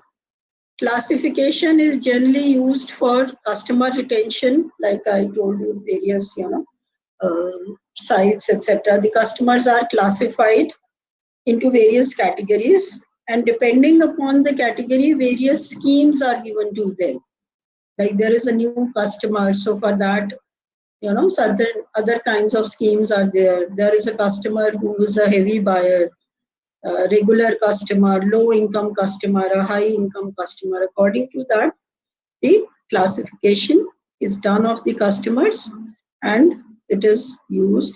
Image classification is one of the strong areas where it is used.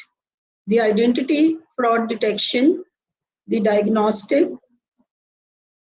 The regression is basically used for your weather forecasting, advertising, popularity prediction, popularity growth prediction, etc.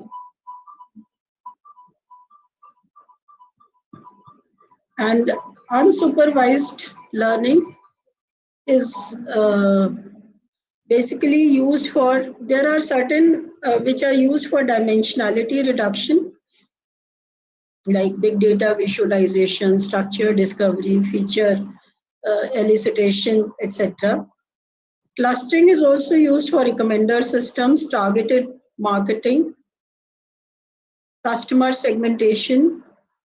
Reinforcement is used for skill acquisition, gaming, AI gaming, real-time decisions, etc. So there are various application areas where they can be used. Now this slide shows you the programming languages which are used for machine learning.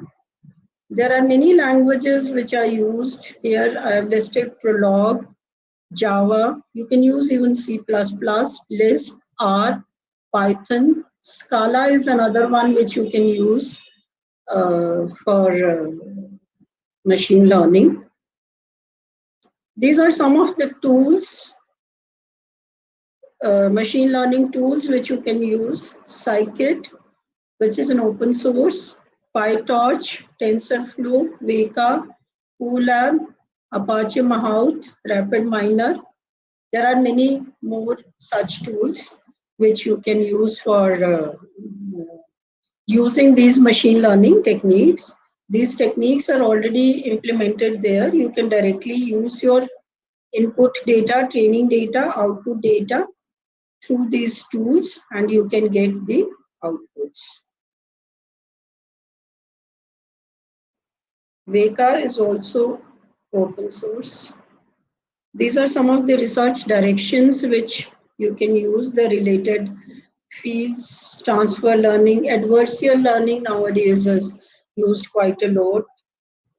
Meta learning, quantum deep learning, quantum machine learning. Each of these research directions is explained here. I think the time is about to be over. So you can see that these are the various directions in which you can work. Deep learning is also a very popular field these days, which is a kind of subset of your machine learning. This is a machine learning technique that teaches computers to do what comes naturally to humans, that is learn by example. Reinforcement learning, I've already told you. Meta learning is transfer learning, which is improvement of learning in a new task through the transfer of knowledge. I'm sure there are many experts after me who will talk about these things. So these are some of the data sets which I have listed, which you can use for your application of your machine learning techniques. I believe many of you are research scholars who needs the data sets for your research. So the first one is a UCI repository. You can directly go to this link and use your UCI repository. The next is UCI KDD archive. Next is the state lab, the iris plant database, the breast cancer database.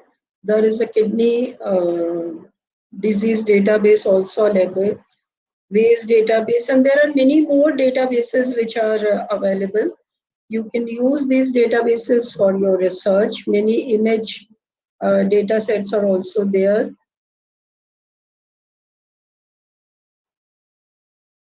These are some of the journals. The journals are very, very important for carrying out the research. There are many journals for machine learning, IEEE journal, ACM journals, Science Direct journals, Wiley, InterScience. You can use these journals. Few of them I have listed here. Journal of Machine Learning Research, IEEE Transactions on Neural Networks, IEEE Transactions on Pattern Analysis and Machine Intelligence, Journal of the American Statistical Association, Data Mining and Knowledge Discovery Journal of Wiley is there. And there are many more journals. So I would like to advise you that you go through these journals, study the research, latest research papers from these journals, and you can find the research directions. These are some of the references which I have used for this presentation. So again, I would like to reiterate that this is a very important area. There are many machine learning techniques. Some of them I tried to list, and I hope you people have understood these. So if you have any queries, you can ask. Thank you very much, ma'am, for sharing your deep knowledge about machine learning techniques with us. And your session was full of engaging and valuable knowledge, ma'am. So, ma'am, we are having some questions. So, I want to share the questions here. Yeah. Ma'am, can you please stop the sharing so that I can share my questions? Stop what? Stop sharing the presentation, ma'am. So that Okay, just yes, a ma'am. minute. Hmm.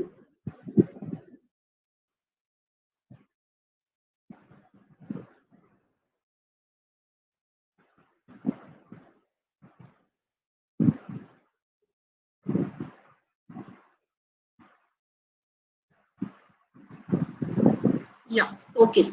Right. Thank you, ma'am. Just I want to share.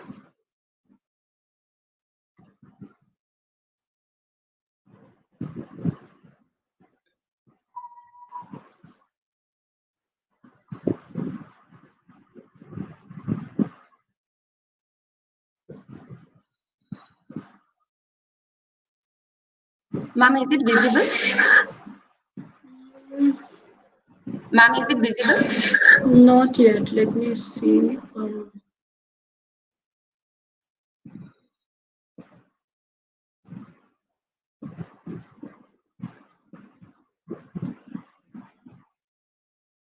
Ma'am, is it visible?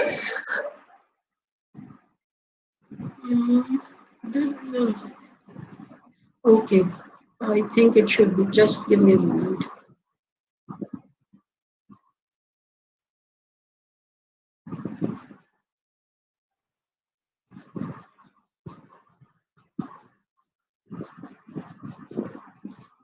Light is not coming on my screen. Okay, ma'am. Just do one thing. Your screen is not coming here. Ma'am, now is it visible?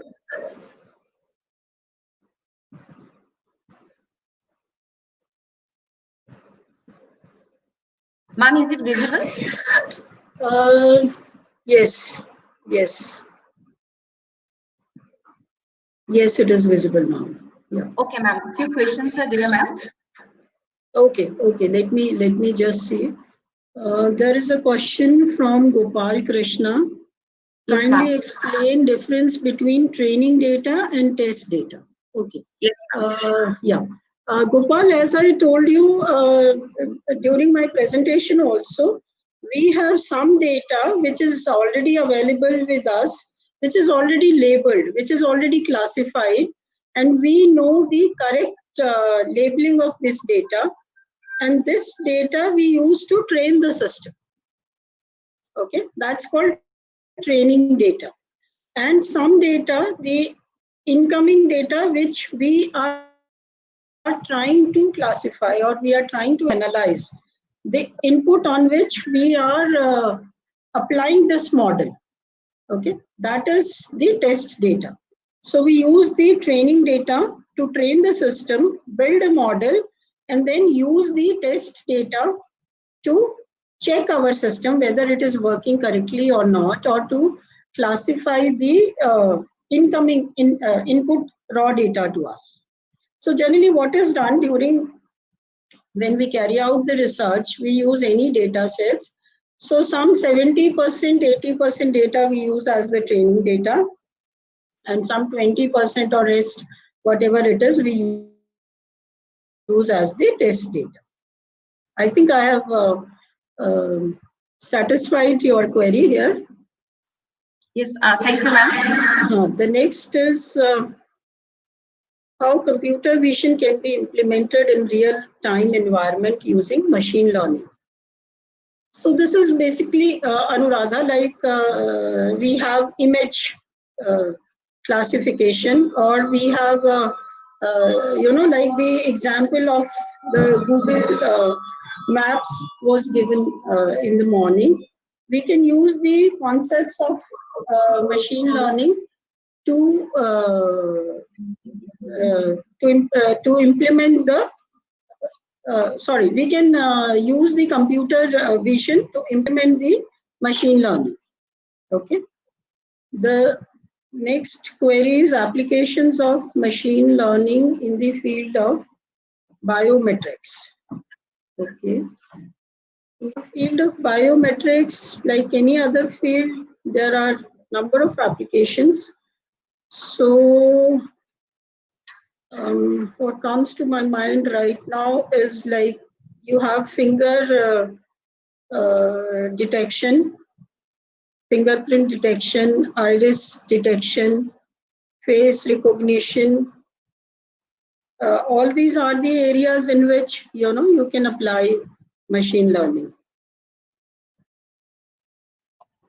What is the next query is what is cross validation? Cross validation we mainly use like in the K-means algorithm. We cross validate our output from the given inputs. If we are able to cross validate, that means we compute that value from the inputs, and if it is we get the correct validation, then we proceed. Otherwise, we can change the value of the K so that it is not overfitting or something like that. Okay. Now, the next is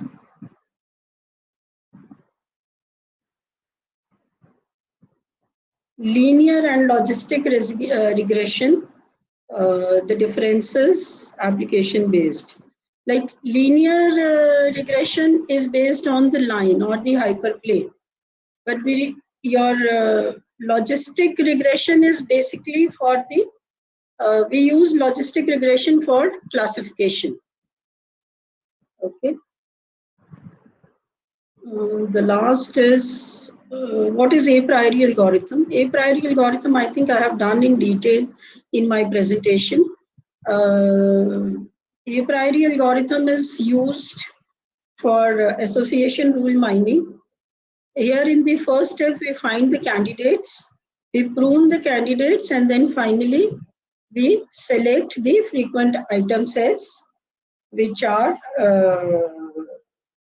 frequent, and using these frequent item sets we find the association rules. That is what is your a priori algorithm. First we find one item sets, one length item set, then two, then three, and so on till we are able to get a number of them. Okay. More questions? Yes, these are the questions, ma'am. And thank you so much, ma'am. Thank you. Thank you. All the best. Thanks for giving me this opportunity to present. Thank you so much. We are looking forward for your same support in our future event as well. Thank you. May I leave? Yes, ma'am, you can leave. Thank you, ma'am. Thank you. Okay. Thank you so much.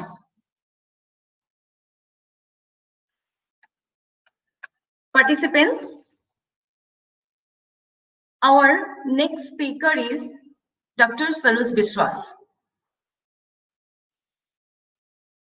Dr. Saroj Kumar Biswas has been working as an assistant professor in Computer Science and Engineering Department of NIT Silchar since 2010. His research interests includes machine learning, artificial intelligence, and its applications. He has completed one DT-sponsored R&D project and currently runs one NPIO-sponsored R&D project. He has published extensively in the above areas with over 80 publications in international conferences of repute and essay index journal in various reputed publication houses worldwide, including Elsevier, IT, Springer's, World Scientific, etc. He has been invited to deliver lectures in several institutions of India, namely NIT Kurukshetra, IS Silchar Center, Guwahati University, and many more. Now, may I request you, sir, to kindly start your presentation. Sir, please. Thank you, madam. So I need to share my PPT actually. Yes, sir.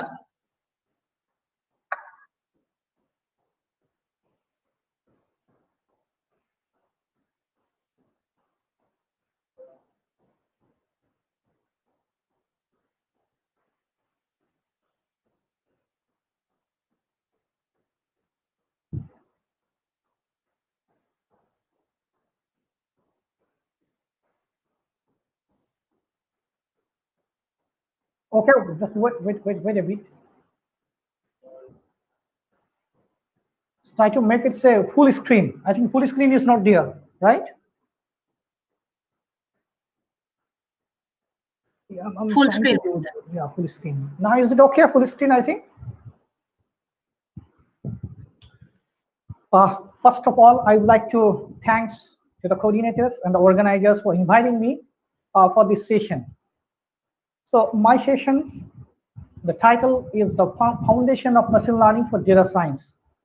So here, just my endeavor would be to give a foundation of machine learning for data science, and then using one classifiers, one machine learning algorithms with an example to show each and everything how the calculation can be done. And here I have taken the machine learning classifier, that is naive-based classifier. I'll explain it with an example. And before that, I'm going to talk about what is the foundation of machine learning, how it comes.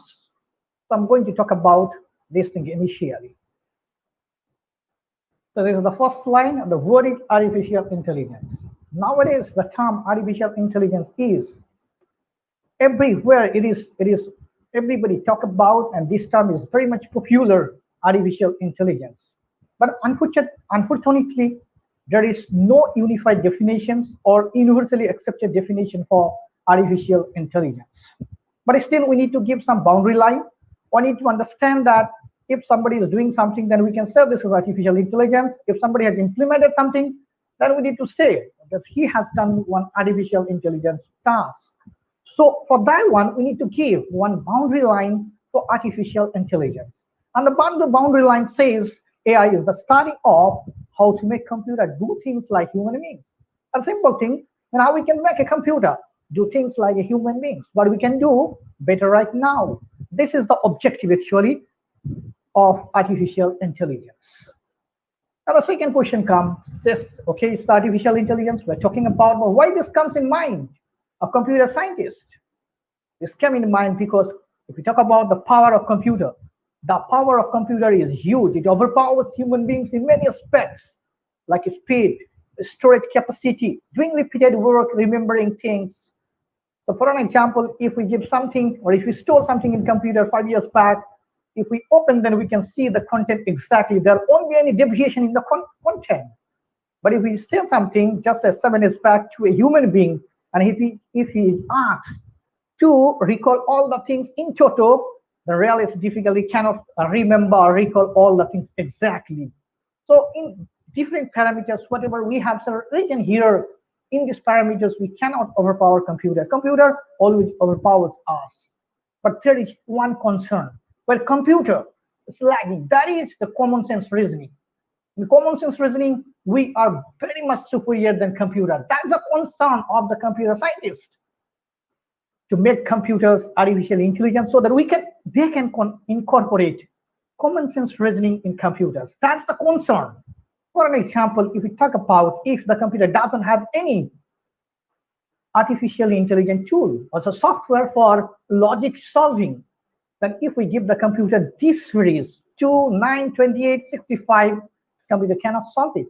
This is only possible if we give certain kind of logical say intelligent software, then it can calculate that what can be the next term in the series. But we human beings, if we see, then automatically we can say how it can be calculated. It's very simple, 1 cube plus 1, 2 cube plus 1, like that, we can calculate. But the computer cannot calculate. This is one of the example of common sense reasoning. Then there can be other common sense reasoning. For example, if you drive a car, if you see some obstacle is there, say before the car, then what do we do generally? We stop generally. But keep in mind, if we have a car and the car is being driven by the artificially intelligent tool, so because nowadays there is a trend of the automatic auto driving car. So if we can incorporate the component that whenever the car looks some obstacle is there, it can stop. If the car looks that there is a turn, then the car can say go slow. If those things can do automatically, then we can say really in the automatic car there is artificial intelligence. Means there is some kind of software, some kind of computing machines. In that computing machines, some artificially intelligent component is incorporated there, so that those kind of tasks the automatic auto-driven car can take. So that's why the artificial intelligence came in mind, to incorporate this common sense reasoning to the computing machine. Now, here in this slide, my endeavor is to find a correlation between heuristic search and AI. There are a number of AI techniques. It's very difficult to say about the AI technique. Just we can say one thing: all AI techniques are meant to solve some hard problems. And there are different kind of AI techniques. But if you see the algorithms, then we can see that a heuristic search is most used in solving AI problems. So if we talk about the examples of heuristic search, then we can say optimization algorithm is an example of heuristic search algorithms. So now we're going to look how optimization algorithm is going to solve AI problems. So in the next slide, that is the point. And the point is termed as efficacy of optimization algorithm. So now we're going to look efficacy, how it is important for AI problem. So we have a simple problem here. The problem is traveling salesman problem. So already we know the objective of a traveling salesman problem. The objective is starts journey from a city and touches all the city once, again come back to the starting city. That's the objective of the salesman. And here the constraint is the salesman should move all the cities with minimum cost. So here just we have a graph, we have a table here. In this table we have given the values. Here the cities C1, C2, C3, C4. These are the cities. Here we have the cost. How much cost is required to traverse from one city to another city? So C1 to C1, this is 0. C1 to C2, this is 2. C1 to C3, this is 5. C1 to C5, that is 7. In that way, we have given the values here so that we can find how much cost is associated to traverse from one city to another city. Now, if we look for and say exhaustive search algorithm, how the problem is solved. Say the starting city is C1.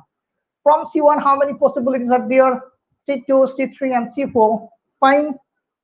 Now from C2, how many possibilities are there? 2, C3, C4. Similarly, from C3, 2 possibilities are there. C2, C4. From C4 again, 2 possibilities are there. C2, C3. Again from C3, there is some possibilities. We traverse all the cities, but keep in mind, again we have to come back to the same city. So again here. So now, if our objective is to find the optimal path, then we need to explore all the paths. Only then we can say which path is the optimal path. So now, if we calculate the paths here, how many paths are here? See, this is one path. This is second path. This is third path. This is fourth. In that way, we have 6 paths here. So keep in mind here, if the city number is 4, if we want to find the optimal path, then we need to explore 6 paths. But now, if we see mathematically the growth rate of the paths with the number of cities, then we can find a derivations, and the derivation is this. The total path equals to 4 minus 1 factorial. Is factorial 4 minus 1. That is factorial 3. And factorial 3 is 6. Now, if we have n cities, then the time complexity becomes what? Order of factorial n. So whenever we have order of factorial n, so this kind of problem is called NP-hard problem. Because we know, because this problem cannot be solved in non-deterministic machines in polynomial time. So this kind of problem is called NP-hard problem. So keep in mind, in NP-hard problem, if the input becomes larger and larger, then it is difficult to solve the problem. Yes, we can solve the problem, but we can get the output after 90 years, 100 years, 50 years. So if we get some output after say 50 years Once the 10 years, then the output doesn't have any impact in the application. So this kind of problem is also called combinatorial explosive problem. That's an explosive problem. This problem also in computer science is called intractable problem because we cannot track the solution of this problem. So in such a case, if the situation is like that, we must have some tool, we must have some techniques so that we can solve the problem. Even if we do not get the optimal results, if we get some good results and the workable solutions, then we should be happy because we cannot find the optimal solutions because it takes a long time. So now to overcome or to get a satisfactory solutions, we need to follow heuristic search algorithms. So here, if we apply one heuristic search algorithms, and that algorithm said this is nearest neighbor algorithm, let's start from C1 here. So C1 here, initially loop all the edges. So this is the lowest one because our objective is to find the minimal path. So we come here, C1, C2. From C2, again, we have two possibilities. So this is the lowest one. We come here. Then from here, we have only one possibility, C4. Then from C4, we have one possibility, that's it, that is C3. So now if you see how many paths we calculated here, only one path. But if we do computations for the sake of say time complexity, then we can say how many activities we have done, how many time steps we have done, 1, 2, 3, and 4. But keep in mind, in each time step, in each iterations, we expanded or we experimented a number of edges from here. If it is n, then it is n minus 1, right? And here n minus 2. This is n minus 3 like that. Fine. So now we can get optimal path using which one? Nearest neighbor heuristic. But if you want to implement this one as a programming language, then to implement that one, we need to have once a nested loop. So whenever there is a nested loop, it means what? It means the time complexity becomes n squared. So the time, if we calculate the time complexity using the nearest neighbor heuristic, the time complexity becomes order of n squared. So keep in mind, if you want to use here exhaustive search to find the optimal solution, then the time complexity is this is order of factorial n. And now this is order of n squared. So this one is better. This is a polynomial time. Now, for an example, if we take number of cities is say 11. If 11 cities is there, then if we find this n minus 1 factorial, then the number of paths, I'm not talking about the edges, total number of paths would be around more than 36 lakh. This is 36 lakh. If the number of cities is only 11. But here, if the number of cities is 11 here, the total number of paths, how many is 121 only? So if you see here, these NP-hard problems can be solvable problem or tractable problem if we use some heuristic algorithms, right? So the optimization algorithm is used in the computer science, the problems which the nature of the problems are NP-hard. In such cases, generally we use optimization algorithms to reduce the time complexity. Fine. So that is the efficacy of optimization algorithm in computer science. That was my endeavor here. And now in the next slide, the endeavor is. So whenever people talk about the machine learning and AI, generally they say all AI system are machine learning system, machine learning is AI system. There is a big confusion. Here my endeavor is to distinguish between AI and machine learning. So for that one, just I have given a term that is rule-based expert system. So if we talk about expert system is a system which can produce some automatic decisions from the computer. That is called expert system.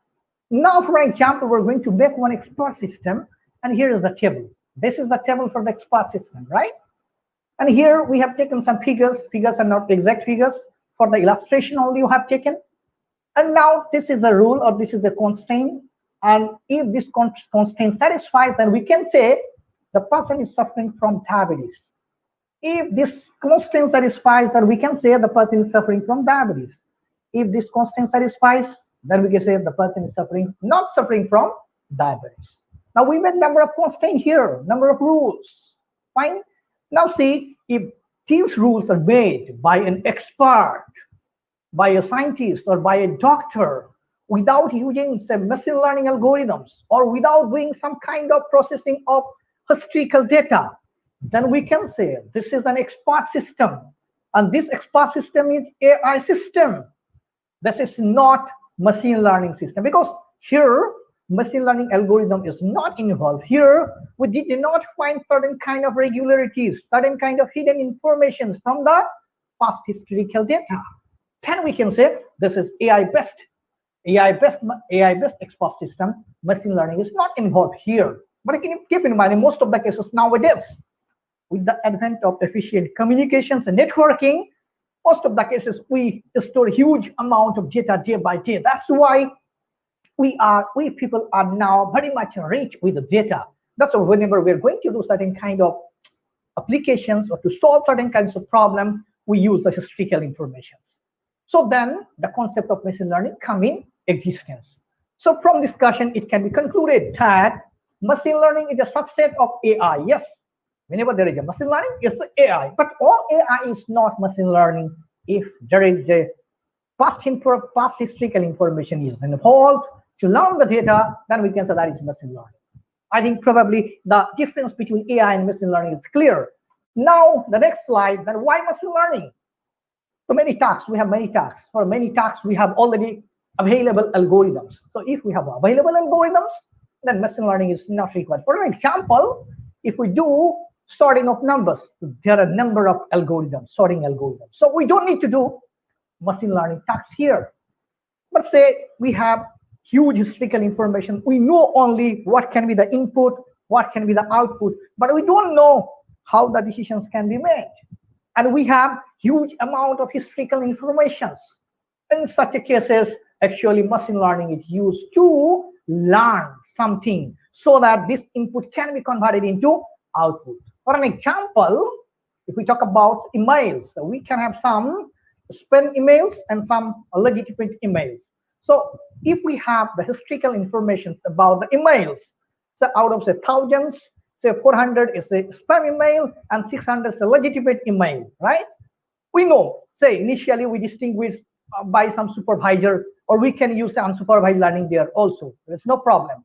So from these 400 and 600 spam emails and legitimate emails, the machine learning algorithm can learn something, can find some kind of hidden patterns. Because whenever some emails come, it's a text, it's a collection of text. So when the machine learning is learning the spam, it finds that there are certain kind of patterns. If this kind of pattern is there, then we can say that is spam mail. And in the legitimate emails, again, it learns and it finds that if this kind of pattern is there, then we can say that that is a legitimate email. So whenever we have a past historical data, the machine learning algorithm can be applied here, that it can learn and it can find a pattern. And based on the pattern, if it is a classification problem, then it can classify very easily. So keep in mind, in machine learning, we don't know what can be the exact algorithm, what is there, just we know this is the input and this should be the output. If so, and if we have the huge amount of data, then in that cases, actually we use machine learning algorithms. That is the necessity of machine learning algorithm.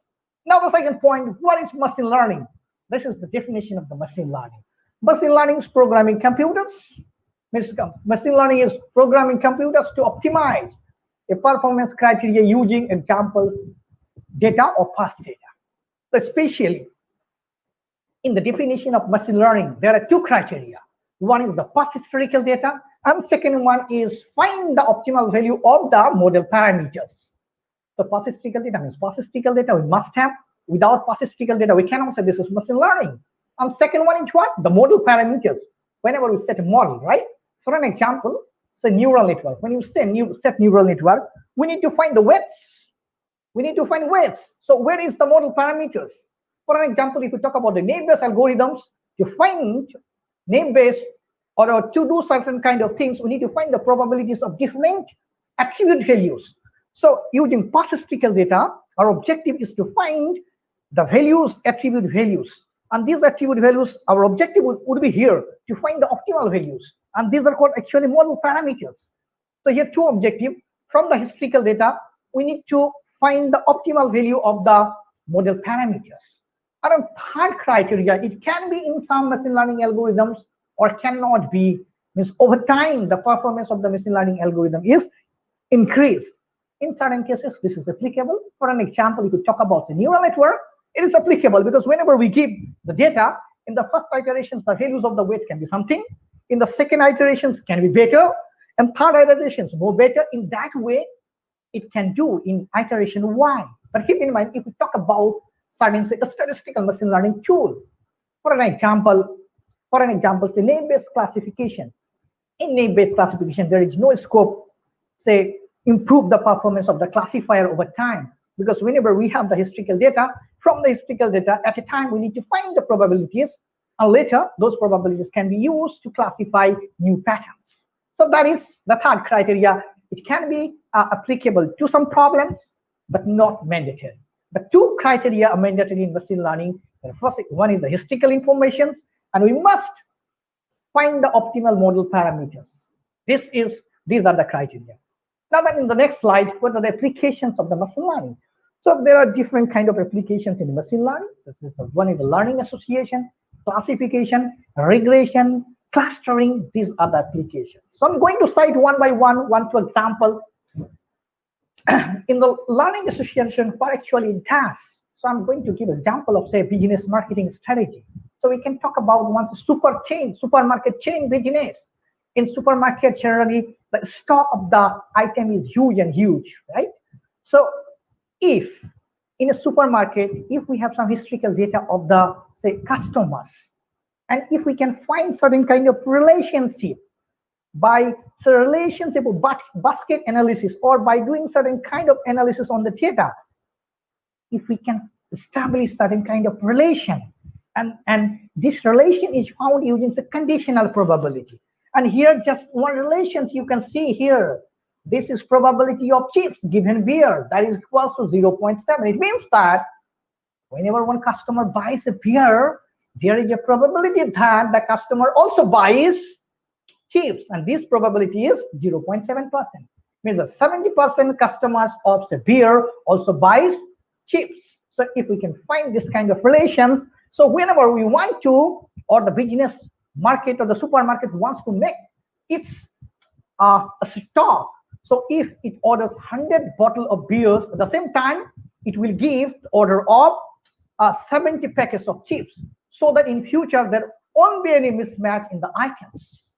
So this kind of analysis can be done in the business processing or say supermarket say chain, so that the stock can be conserved. And then different kind of applications can be there, and thousands of applications can be there.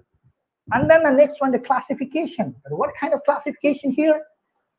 So different kind of applications can be classification. For an example, if I talk about the image processing, so we can take the images of a tumor. Some tumor can be say cancerous tumor, some tumor cannot be cancerous tumor. So if we can take the image from there, we can process it using some machine learning algorithms, using the steps of the image processing. Then we can predict that whether this is say cancerous tumor or not cancerous tumor. If it is predicted that it's a cancerous tumor, then certain kind of therapy can be taken. So another example, I'm talking about the computer vision, how the classification can be done here. So for example, if we talk about say very good products, what labeling is done, say Coca-Cola, Thumbs Up, or big brands.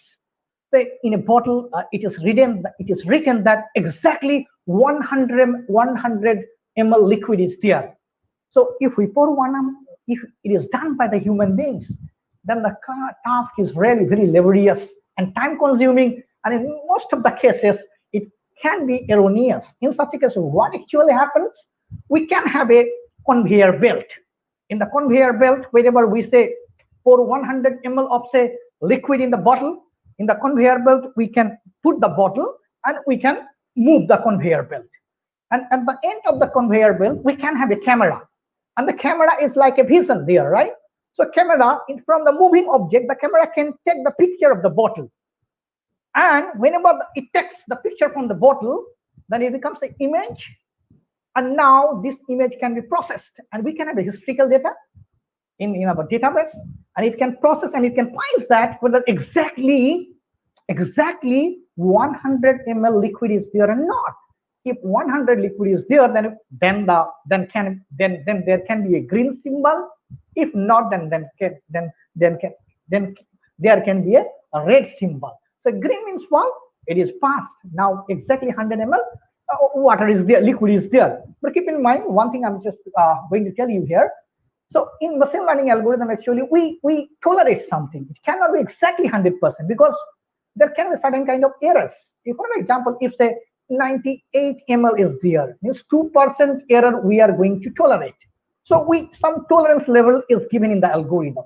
So in such a case, we can classify which bottles are having 100 ml, which are not having 100 ml. So this can be one of the application of computer vision. Here the computing machine works like a vision, means it's like a machine is like a, or the camera is like a vision. Then we can have the regression problem. The regressions already it is talked, the classification and regressions. When there is a continuous dependent values, then we can say that is regression.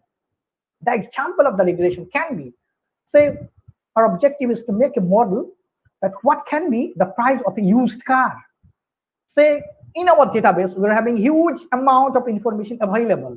If the make of the car is this, if the number of used of the car used, number of years used, this, say, seat capacity this, mileage is this, these are the independent parameter, and based on that some kind of value is regress.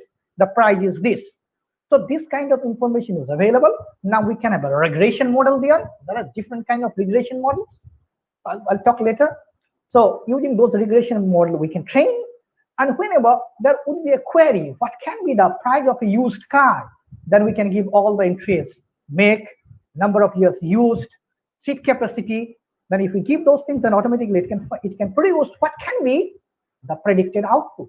So if we make the model in such a way, then we can say that is the application of regression. And now in the clustering, there can be huge number of applications, especially in the supermarket and business processing. Clustering is tremendously used. How? Say we are standing in a business market, supermarket, and the supermarket generally all the customers' informations are available. From the customer informations, there's a process and they made different clusters. They made 3-4 clusters. One cluster from 5 years to 30 years, another cluster from 31 to 40, another cluster 41 to above, say 100 years. And from the cluster, it is observed that the items of the people, those who are residing in cluster 31 to 40, most of the people are buying the baby items. So whenever in the supermarket, some kind of baby markets, baby foods, baby cycles, whatever things are, say, bought, then they can see who can be the potential customer. So the potential customer can be the people, those who are residing in the cluster of 31 to 40 years age, because they are buying baby products, baby items. So whenever they can be the potential customers, so that now the supermarket can send them request so that their business processing can be augmented. This is one example. And there can be another examples also. So I'm going to talk about that example. So these are the example of machine learning. Now we're coming to the classification of the machine learning. Already talked in the first presentation. I'm not going to talk about too much. So supervised, unsupervised, reinforced, and the supervised. These are the categories. These are the classifications. Some problems are called classification. Some are called regressions. Here, this is cluster, association, and reinforced. This is called Q learning. Actually, we're coming one in the supervised learning. And the supervised learning, one supervisor is there. So if we have, this is the database, and I'm showing the data. If the database is like this, if these are the independent parameter, this is the dependent parameter. And now the dependent parameter is a class. So if we give one machine learning algorithm here, if the learning algorithm can learn and can predict something, then we can say that's a kind of supervised learning, because we're having the master here. We're having supervisor here. Supervisor here we have, right? So this kind of data, if this kind of data is available, if we have machine learning algorithms, then we can say that is supervised learning. Now the unsupervised learning, already we know that is the clustering is the example of the unsupervised learning. But how we generally do clustering? Using the distance similarity measure. Already talked. So how we find the distance similarity measure? In general, most of the cases, this Euclidean distance is used to find the distance similarity measure. There are many, there are numbers, and also city block distance can be used. Now see, the main equations from where all these distances come, that is called Minkowski distance. And here we have Minkowski distance. And this is the equation of the Minkowski distance. And here this is the value of r and 1 by r. When the value of r becomes 1, then it becomes city block distance. When it becomes 2, it becomes the Euclidean distance. When it becomes 3, then some others. 4, some others. Also, we can take 5. There is no problem. But keep in mind, even if we increase the value of r, the output doesn't change. The output remains same. That's why in most of the cases, and the users and the scientists, they use Euclidean distance. Now the question, why not city block? Because here the value of r is 1. Because if r is 1, then it's very small. So if there is a very small gap, this small gap is less focused if we use the city block distance. In such a cases, if we apply Euclidean distance, then that distance is focused. That's why generally this Euclidean distance is used. And there are a number of, say, unsupervised learning algorithms. So this is a K-means clustering algorithm. Here it can be fuzzy K-means clustering algorithms, DBA scan algorithms, and then also here coherent cell organizing map. And then also nearest neighbor. Nearest neighbor can be supervised, nearest neighbor can be unsupervised based on the applications, how we are going to use. So these are the applications, these are the techniques, machine learning techniques, which generally follow unsupervised learning. And next come this reinforcement learning. So in reinforcement learning, there is no supervisor, but there is something, some kind of support is there. So we can have the data, these are the data, these are the data, these are the independent data, right? Now we can have an agent for the system, and if the system is learning, it's a reinforcement learning, then based on this pattern, it can take, based on the pattern, right? It can take certain step or certain decision. Now, if the decision is not right, or if it is not in the right direction, it means what? The value should be penalized. Learning rate should be penalized. If some penalty function is given, then the system can understand, yes, we are not in the right direction. Then again, take the feedback, and some penalty function is associated with the movement, then it takes next iterations. In the next iterations, say it is taken the right step. So whenever the machine, the system, or the agent is in the right direction, then certain reward function is given. Whenever reward is given means the system is encouraged, means you are in the right directions, you go ahead. Sure, the system is going ahead. So in that way, actually, reinforcement learning learns in the system. One of the applications of reinforcement learning is the movement of a robot. So robot can have a source and can have a destination. Within source to destination, we can have number of nodes. So number of edges to reach to destination. So whenever the robots take the first step, the looks, what the feedback the robot is getting from the environment. If it is in the right direction, some reward is given, means you are in the right directions, means you are in the right direction of the minimal path. Main objective is to find the minimal path. Then some reward will be given. If the robot takes a path, takes a node, and the node is not in the minimal path, then certain kind of penalty function and the value can be penalized. So the robot can understand, yes, I'm not in the right direction, so I need to change the direction. Then the robot will change the direction. In that way, it learns and reaches to the destination. And if we talk about some established algorithm which follow the reinforcement learning, these are the Boltzmann machine, random Boltzmann machine, deep belief neural network. They follow reinforcement learning. So we talk about the classifications.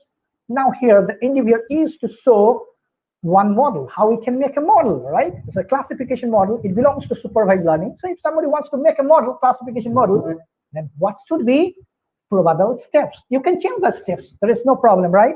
But in a standard way, if you want to make a model, classification model, then which should be the steps one by one so that we can make one reliable and robust model. So here, this is the flow chart. You can say this is the flow chart. I mean, this is the flow. Initially, we'll have say data set. So if you want to apply in some applications, for that application, you must have sufficient historical data. And after that, so pre-processing comes here. So you have to do pre-process the data to improve the quality of the data so that the training will be better. So now in pre-processing, there are a number of steps. And these steps are these: data cleaning, class imbalance problem, feature selection, and finally we can use some classifiers to classify the problem. Because your objective is the classification. Keep in mind the different kind of tasks, especially this model is given for the classification. Now, in the first step, the data set, the first is the data set. So we have to collect the data sets. Already we talked about that. And now in the pre-processing, the first step is data cleaning. What is the meaning of the data cleaning actually? What does it do? It improves the quality of the training. So if we do the data cleaning part, then the quality of the training becomes better.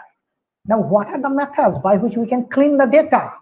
There are many techniques, especially we follow two techniques: deletions and data imputations.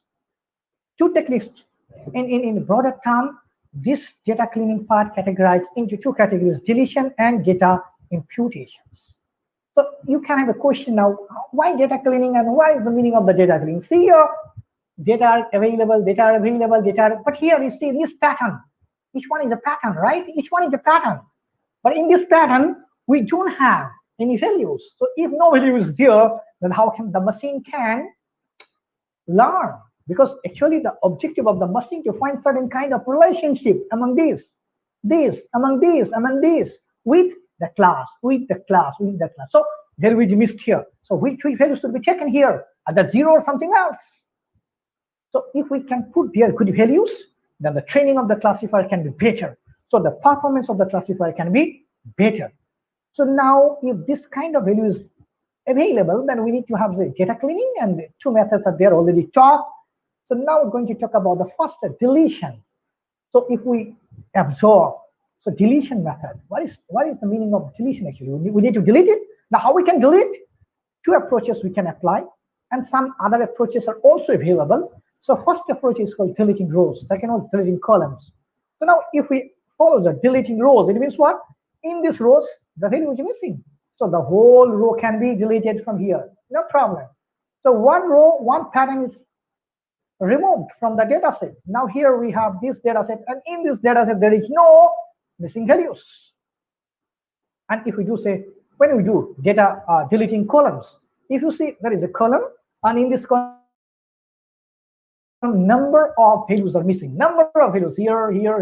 So in that case, it's not wiser to remove these. It is wiser see whether the columns can be removed or not. So if it is possible that we are having number of columns, number of attributes, so one of the attributes can be say removed from here. So whenever we remove this column from here, then we get this chart. Fine. So after deleting columns, we get this one, and now this table, this historical information can be used for training the model. In the next one, what is data imputation actually? Data imputation is talking about we're going to create synthetically some values. Here it is talking that we're not going to drop the columns, we're not going to drop the rows. Why? Because if the size of the data set is very small, if we have the number of say missing values, so if we delete, then the size of the database becomes very less. If the size of the database becomes very less, then the generalization capability of the classifier, which is learned from there, is really less. That's why the objective should be in machine learning researcher, how to increase the size of the database. So if we want to keep this one, then what do we need to do? We need to impute the data. Synthetically, we have to create the data. Second, this data imputation can be categorized into different categories. So we're not looking for the categories, just I have been given here the number of approaches which can be followed for data imputation. So these are the methods: mean, median, mode, linear interpolations, linear regressions, KNN, and different kind of machine learning algorithms we can devise. So if you are interested in doing research in data science, so you can see here how to develop new algorithms for data imputation so that this value can be more perfect. Even if this value is not more perfect, because these are the artificial values. So how we can make so that it can matches the same values, right?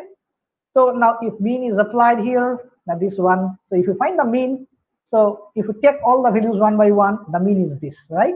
This is the mean. So we can keep here the mean. So now if we apply the different one, which one? The categorical data, KNN. So if we check the value of K equals to 4, and now say the assumption is what? The values are categorical. So in such a cases, if we use the KNN and the value of K is taken 4, so we need to consider 4 nearest neighbors. So 4 nearest neighbors, which are this, and this. So out of this. So if we apply the mode or the majority of voting, then which will be the value of y? Here this, y will be the value because number of y is more. Now here one questions may be, so why these missing values? Why? The questions may come. So the answer is that generally data is collected by survey or by doing some experimentation. So keep in mind, if we do a survey, and in the survey, one column is associated the age of a girl, age of women. So keep in mind, all the women are not have a willingness to give the age data. They are very much reluctant. So in that cases, if someone not giving, then we have some missing values there. Similarly, so guys, boys, those who are earning very much, huge, crore and crore, if you ask them the salary or say per annum income, they generally don't divulge. In that cases, we generally get some kind of missing values, or also some kind of missing values can be due to human biases, because in laboratories, in medical diagnosis, many cases, some values they generally check, but when it enters in the computer system and the computer to make a record, many values are missed actually, or sometimes the patients are reluctant to give the inputs. So in that case, generally these missing values are generated. Now the questions, this part is over, the data cleaning part is over. If we have a missing values, we have seen the treatment. The next concern is the class imbalance. What is actually the class imbalance? The class imbalance means we can have a data set, right? And here this is the data set. I have shown that in two-dimensional space all the data. So we have two categories. One is a black dot, another one is a blue dot. Now if we talk about the number of the patterns, and here the number of patterns is more, many, and here is very less. In such a case, whenever one machine learning classifier is given here, when it is learned, the classifier biases towards the majority classes. If it biases, then what are the problems?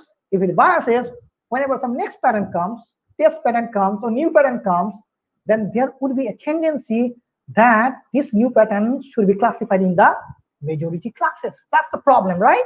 That's the problem. Now, we have a question, why this problem? Because whenever we train a classifier, all the patterns are given actually, right? All the patterns, 1, 2, 3, 4, like that. So based on the pattern value and the predicted value which is learned, so as this machine learning algorithm learns many times with these patterns, that's why the biasness towards these patterns actually goes. That's the problem. So if this problem exists, then how we can overcome? So we have number of solutions for that. These are the solutions. The first solution is called sampling solution, then algorithmic solutions. Then we have ensembling solution. So what is sampling solution? Sampling solution talk about how we can increase or decrease number of samples so that somewhat or somehow we can make the data set balance. So here this sampling approach takes two approaches. One is called undersampling, another one is oversampling. What is undersampling? In undersampling, it tries to minimize the data from the majority class so that we can make the balance between minority and majority. And now for this undersampling, we have number of techniques in machine learning. The random undersampling technique, then we can tomating based undersampling technique, condensed nearest neighbor undersampling technique, and many more. And this area is really very emerging area. If somebody is interested, they can do work here also. Because our objective is here to show you the research challenges. What are the research challenges in this faculty development program? So if you want to do research in the data science, so you can work on that. There is no problem. So what is the meaning of oversampling? Oversampling means increases minority, not majority. This is minority class instances. So we have minority instances. So here the objective is to increase the data samples. Increase data samples so that we can balance the database. So whenever the database becomes balanced, then the learning becomes very much good or efficient. So now if we talk about some of the techniques which are available, oversampling techniques, these are random oversampling techniques, This is the very conventional, and here we have dense, smooth, borderline smooth, self-level smooth, Edison. These are the state-of-art technique. So if you are interested in doing research and sampling, then also you can see here this oversampling technique. Now the questions, is there any problem in oversampling? Yes, in oversampling there is a problem that the classifier may be overfitted. And here the problem is undersampling what? Some kind of significant information may be lost, so that the classifier may not be trained in a proper way. These are the problems in sampling technique. Then we have another technique that is called algorithmic technique. In algorithmic technique, what generally we do, we changes the cost function. So the cost function of the cost function of the minority class should be arranged in such a way so that it can compensate the number of less samples. It means what? Whenever there is a misclassification, whenever we give some misclassification cost. So in case of minority instances, this misclassification cost can be increased. If we can increase it's a good amount, then the training would be really very good, and the performance of the system would be very good. But keep in mind the challenge that how much misclassification accuracy should be given here. That's a big challenge, because in the application beforehand is very difficult how much misclassification cost should be given. So it's a challenging a bit, but still people are working here. So especially if you talk about, there is some algorithmic approach for class imbalance problem. This cost-sensitive neural networks, whenever neural network learns in the 0 and 1 class, so in the minority class, the cost can be given more so that it can be balanced. This is the algorithmic approach. And then we have ensembling approach. Ensembling means what? We can take number of classifiers, we can merge together, we can fuse, and we can give, if probable, we can give different weights for the different classifiers. So if we talk about the ensembling techniques, there are a number of ensembling techniques. The popular bagging, boosting, wagging, you can hear those terms, I think. So bagging, boosting, wagging, these are the ensembling techniques. Now, so if we do some kind of ensembling techniques for class imbalance problem, then how we can make? So we can have some ensembling algorithms. With the ensembling algorithms, if we add one of the techniques, either sampling or the algorithmic level, then we can say this is the ensembling level solution for class imbalance problem. So ensembling alone cannot handle. With ensembling, we have to add either say this algorithmic level or this one what? Sampling level. Then we can say it is doing. So some of the state of art is smooth boost. This is a smooth boost. This is one of the technique which is used here, and then the RAS boost also this is used here. So this is very emerging area. This is very emerging. If you want to do work, you can work here also in the data science. These are the issues in data science actually. So already we did the discussions on the class imbalance problem. Now we're going to talk about the feature selection.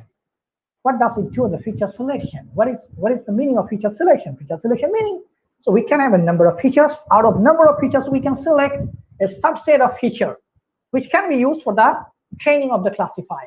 Now the question, what is the impact of that? Two impacts are there. One is called, it reduces, first one is it reduces cost, and second one, it increases accuracy. It reduces cost how?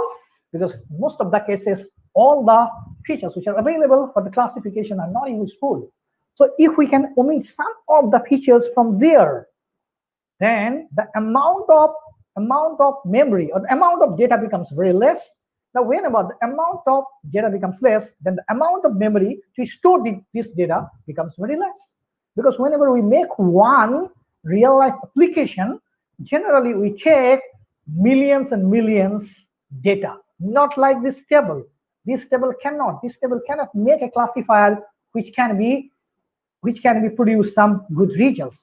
If the problem is very much a linear problem, then only it can be done. But keep in mind, in most of the cases, we solve generally non-linear problem. So for non-linear problem, the database size should be very huge.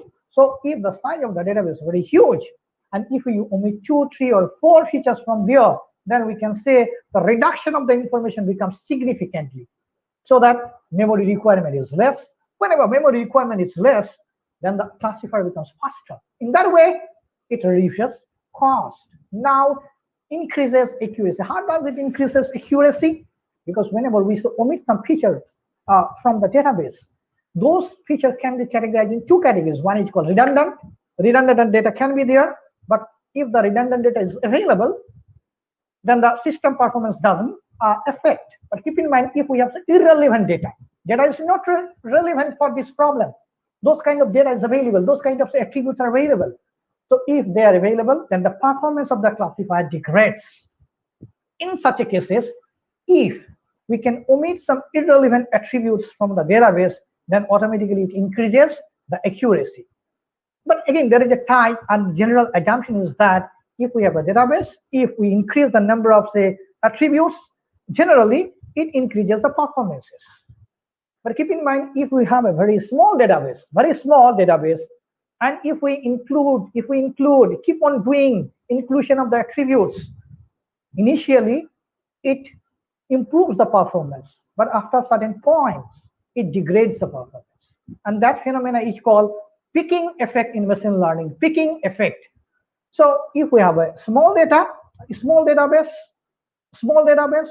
then in that cases, these feature selections reduces the cost of dimensionality, because in a small database we must have less number of features. So in that way, it removes or alleviates cost of dimensionality. At the same time, it increases accuracy. So this is the efficacy of feature selections, and these are the advantages. Now the questions: which are the methods available for feature selections? These are the methods. These are the approaches. These are the approaches available for feature selection. Generally, if we categorize the feature selection, then the feature selections can be categorized in two categories, and these are called filter method and wrapper method. There are some algorithms for filter method. There are some algorithms for wrapper method. All right. So here, this is the wrapper. If we follow these approaches, these techniques, then in exhaustive search means we are going to check each and every subset of feature, which subset is the best. But keep in mind, whenever we do exhaustive search, it becomes NP-hard problem. So we cannot do that one. Then to overcome this time complexity, the next one, the branch and bound. In branch and bound, what we do generally, we set some threshold values based on the intermediate results, right? And based on these threshold values, it jumps from one branch to another branch. If it feels that the branch is not significant, then we can jump to another branch. Min-max algorithm, you know, it's game playing. It's a branch and bound search algorithm. But even if we do, still the time complexity is not less. So then there are a number of algorithms. If we talk about this one, this is selection of best individual features. Again, this algorithm, right? Then sequential forward selection, sequential backward selection. We can do feature selection using these methods. But these methods, these both, sequential forward and sequential backward, they're having some problems. And this problem is called nesting effect. It means when we do sequential forward selection, we start with the empty set, we take one feature, then again we take another feature. But keep in mind, once one feature is selected, and later if you see this feature is not significant, we cannot remove it. That's the problem. And here, this backward selection means what? We have the full set. If some feature is not relevant, we drop it. We drop it like that. And the problem is here, once a feature is dropped, and later if we feel that the feature is very significant, we cannot take back. We cannot take back this feature. So this problem is called nesting effect. Now to overcome from nesting effect, these are the very prominent algorithms in the wrapper method: sequential floating forward selection, sequential floating backward selection. These are flexible. Here we can take a feature, we can remove it, and again we can add it. There is no problem. But these are very interesting. These are very actually effective algorithms. So I'm not going to talk about. It's not possible within the time limit. But if you are working in, say, feature selections, my suggestion is that you can see these methods. These are very much efficient, and people are using the sequential forward floating start selection, sequential floating backward selection. And thereafter, if you talk about the most recent state-of-art feature selection techniques, which are approaches, name of the approaches are relief F, feature score. These are the feature score. These are the state-of-art feature selection technique. But keep in mind, whenever we have the approaches, for those approaches, we need to find which one. The accuracy, we need to find some classifier there. To find the classification accuracy in the feature selections, because otherwise how can you select a feature? So we need to have some classifier there also. So neural network is used, genetic algorithm is used. Nowadays, different kind of optimization algorithms. In a different way, optimization algorithm is used for feature selection. So if you want to do research in the feature selections or feature weighting, but I did not discuss here the point feature weighting. This is another parameter, right? Feature weighting. The features, because all the features cannot have the same weight. This feature can have more weight for the prediction. Then we can give more weight here. That is called feature weighting. So this part is not included here. We can include also here in pre-processing part. So whenever you do a feature selection, and if you are interested in doing that one, so you can use a genetic algorithm, neural networks, so to optimize the set of features. So initially, when the feature selection is started, we can have an initial feature set, like here in this problem, the set of feature is age, BP, heartbeat, weight. If this feature is dropped after feature selection, then this optimal set is left. This is the optimal set here, right? And after, now this pre-processing part is over. Now the classification. Now the question, how we can choose the classifier. So many cases, then we see that somebody uses support vector machines. Yeah, there is a trend. Use support vector machines. There is no problem. There is a trend, name base, use name base. But actually, this is not the way. And this part is called model selection. And the model, how to select the model means which classifiers, which algorithms should be best. That part is called model selection. And this model selection is the open challenging problem in the machine learning and data mining society. So if you want to work, you can work on that. So somewhat it can be solved using say data exploration and by data visualization. So if you explore the data, if you visualize the data, then you can have certain kind of idea that which kind of classifiers should be used so that the model can produce good result. This is only possible if you have a good exposure on some machine learning algorithms. Around, if you know all the algorithms and the working principle of all the algorithms and their mathematics, then this model selections will be, I think, better.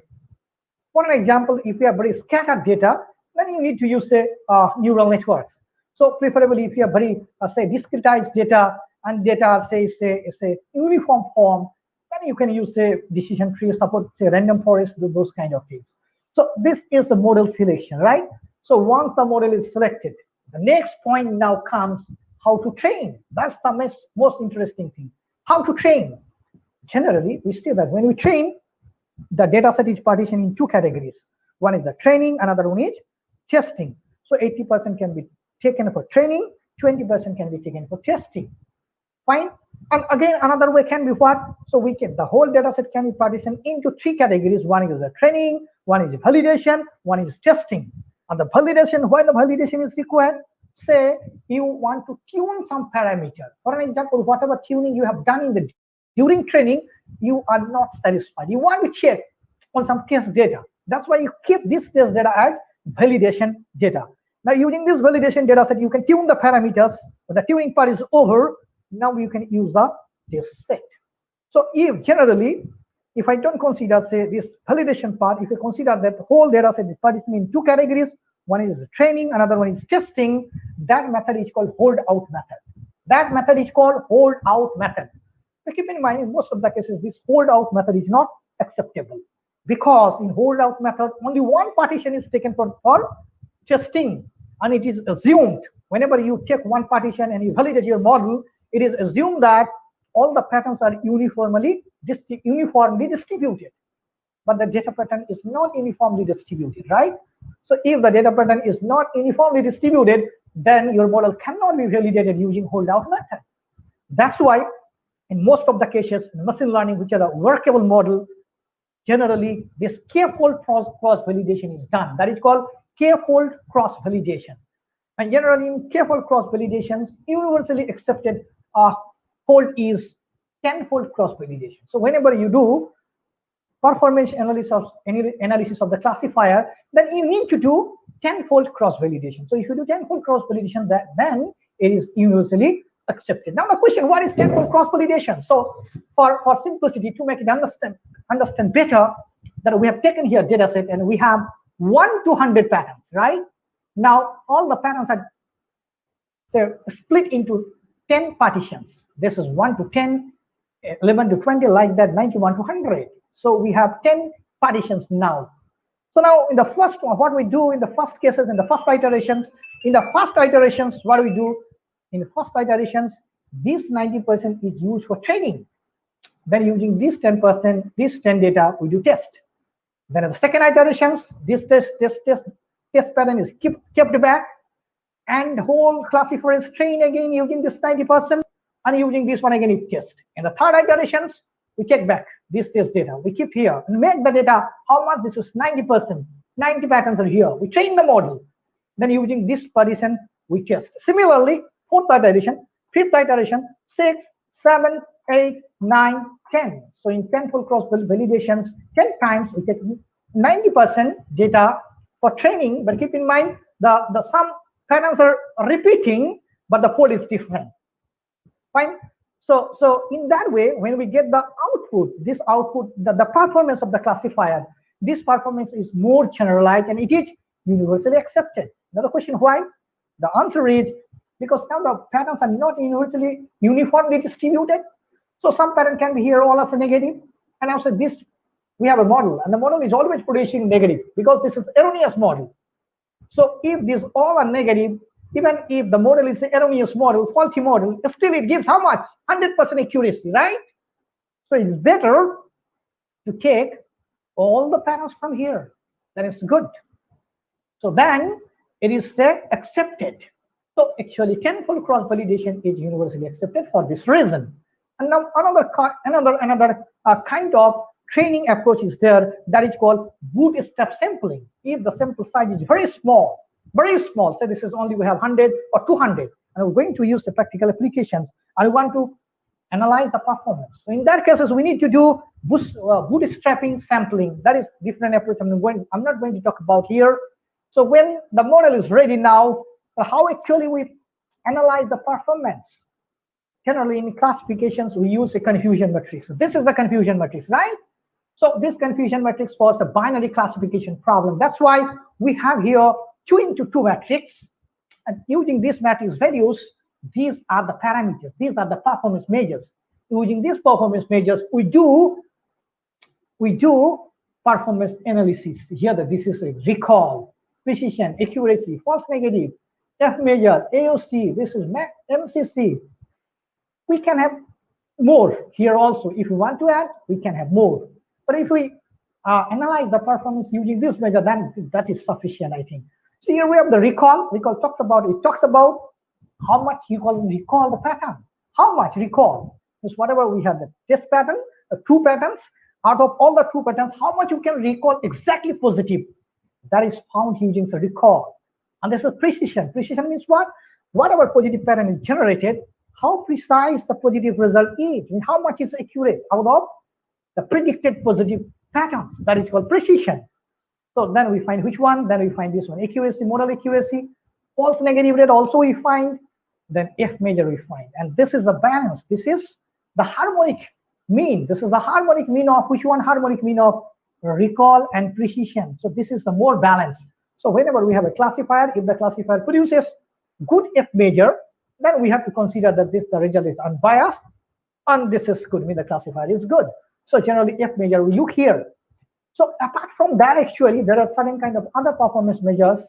This is called non-parametric test. I'm not going to talk about non-parametric test, but if you implement and if the data is not uniformly distributed, in that cases, we need to do non-parametric test. Some examples are wheel auctions, rank sum method, Feynman test. These are the non-parametric tests we can do. So already we have seen this is the model and these are the approaches. These are the steps we should follow. Now we're going to talk about one classification model in detail. That is name-based classification, name-based classifier. How does it work? Name-based classifier. It estimates the probabilities. It is totally probabilistic approach. It finds the probabilities of different attribute values. Based on the probabilities of the attribute values, then it can classify the new pattern. So during training, the objective is to find the probabilities of attribute values. Fine? That is the objective. So now, if we mathematically derive the mathematical equations for the base theorem or the base classification, so now going to do that one. And now, so we consider we have a problem, and in that problem we have m number of classes, and the patterns we're having, and each pattern is having capital M number of attributes. Already we have seen whenever we have a pattern, pattern must have some attributes, and based on these attributes we can classify whether this is positive or this is negative.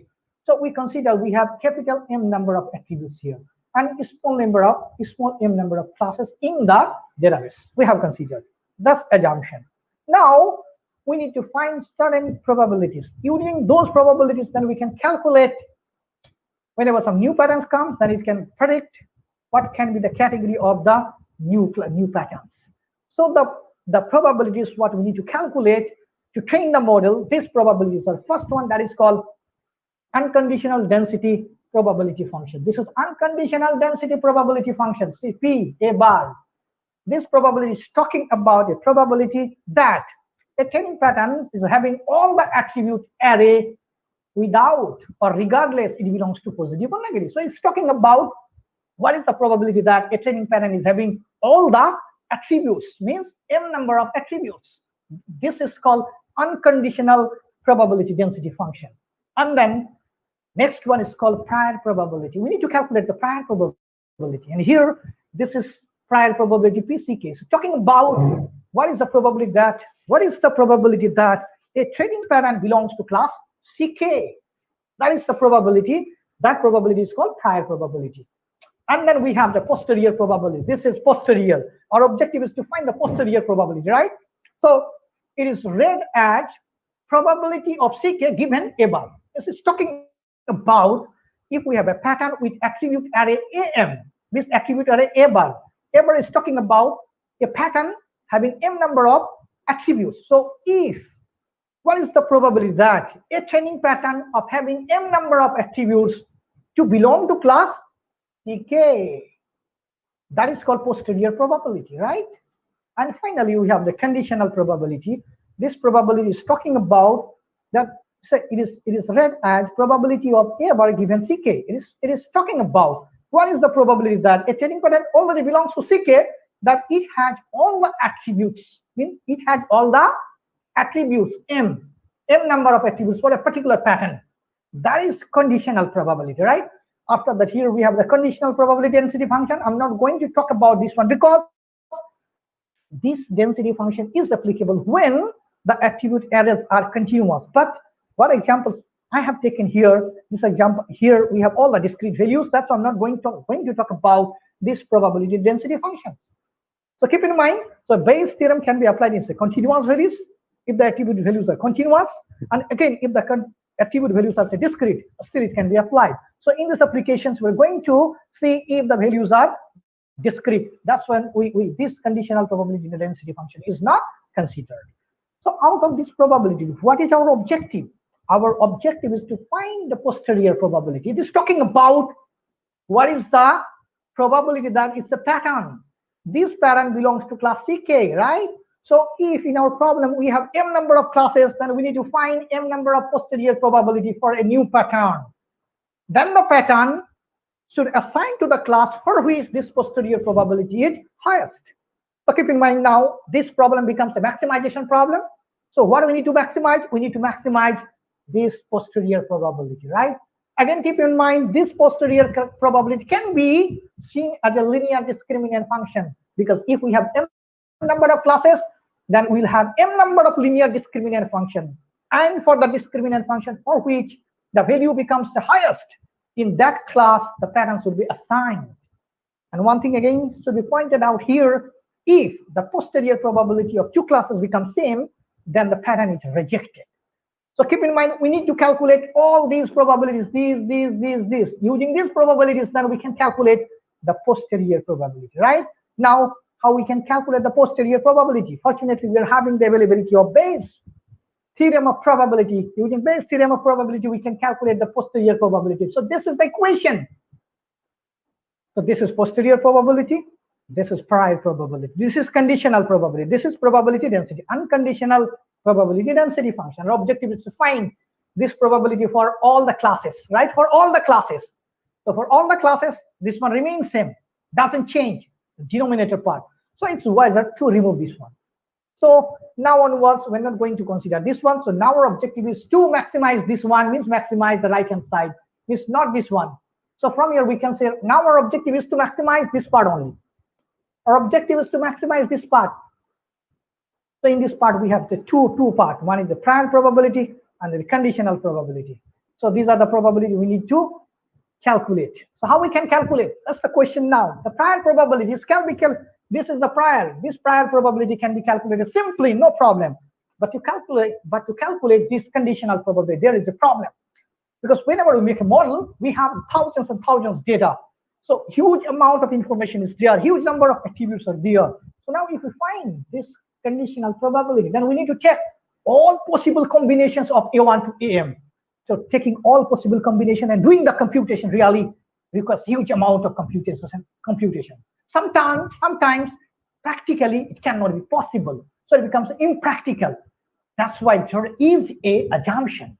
That assumption is called class conditionally independent. It says that if you talk about a particular class M, so in that class we'll assume all the attributes are independent. They are not dependent. If they are independent, then we don't need to take all possible combinations. We need to take the attributes individually, right? So here one assumption is that is called class conditionally independent. Whenever this assumption is taken, then this naive-Bayes class, this Bayes classifier is called naive-Bayes classifier. That's it. So when this assumption is called, now this equation, this conditional probability can be calculated very easily that way. That's the equation now. So here we need to find for each attributes the value, this probability, conditional probability, and finally all the values can be multiplied. Simply now we can get.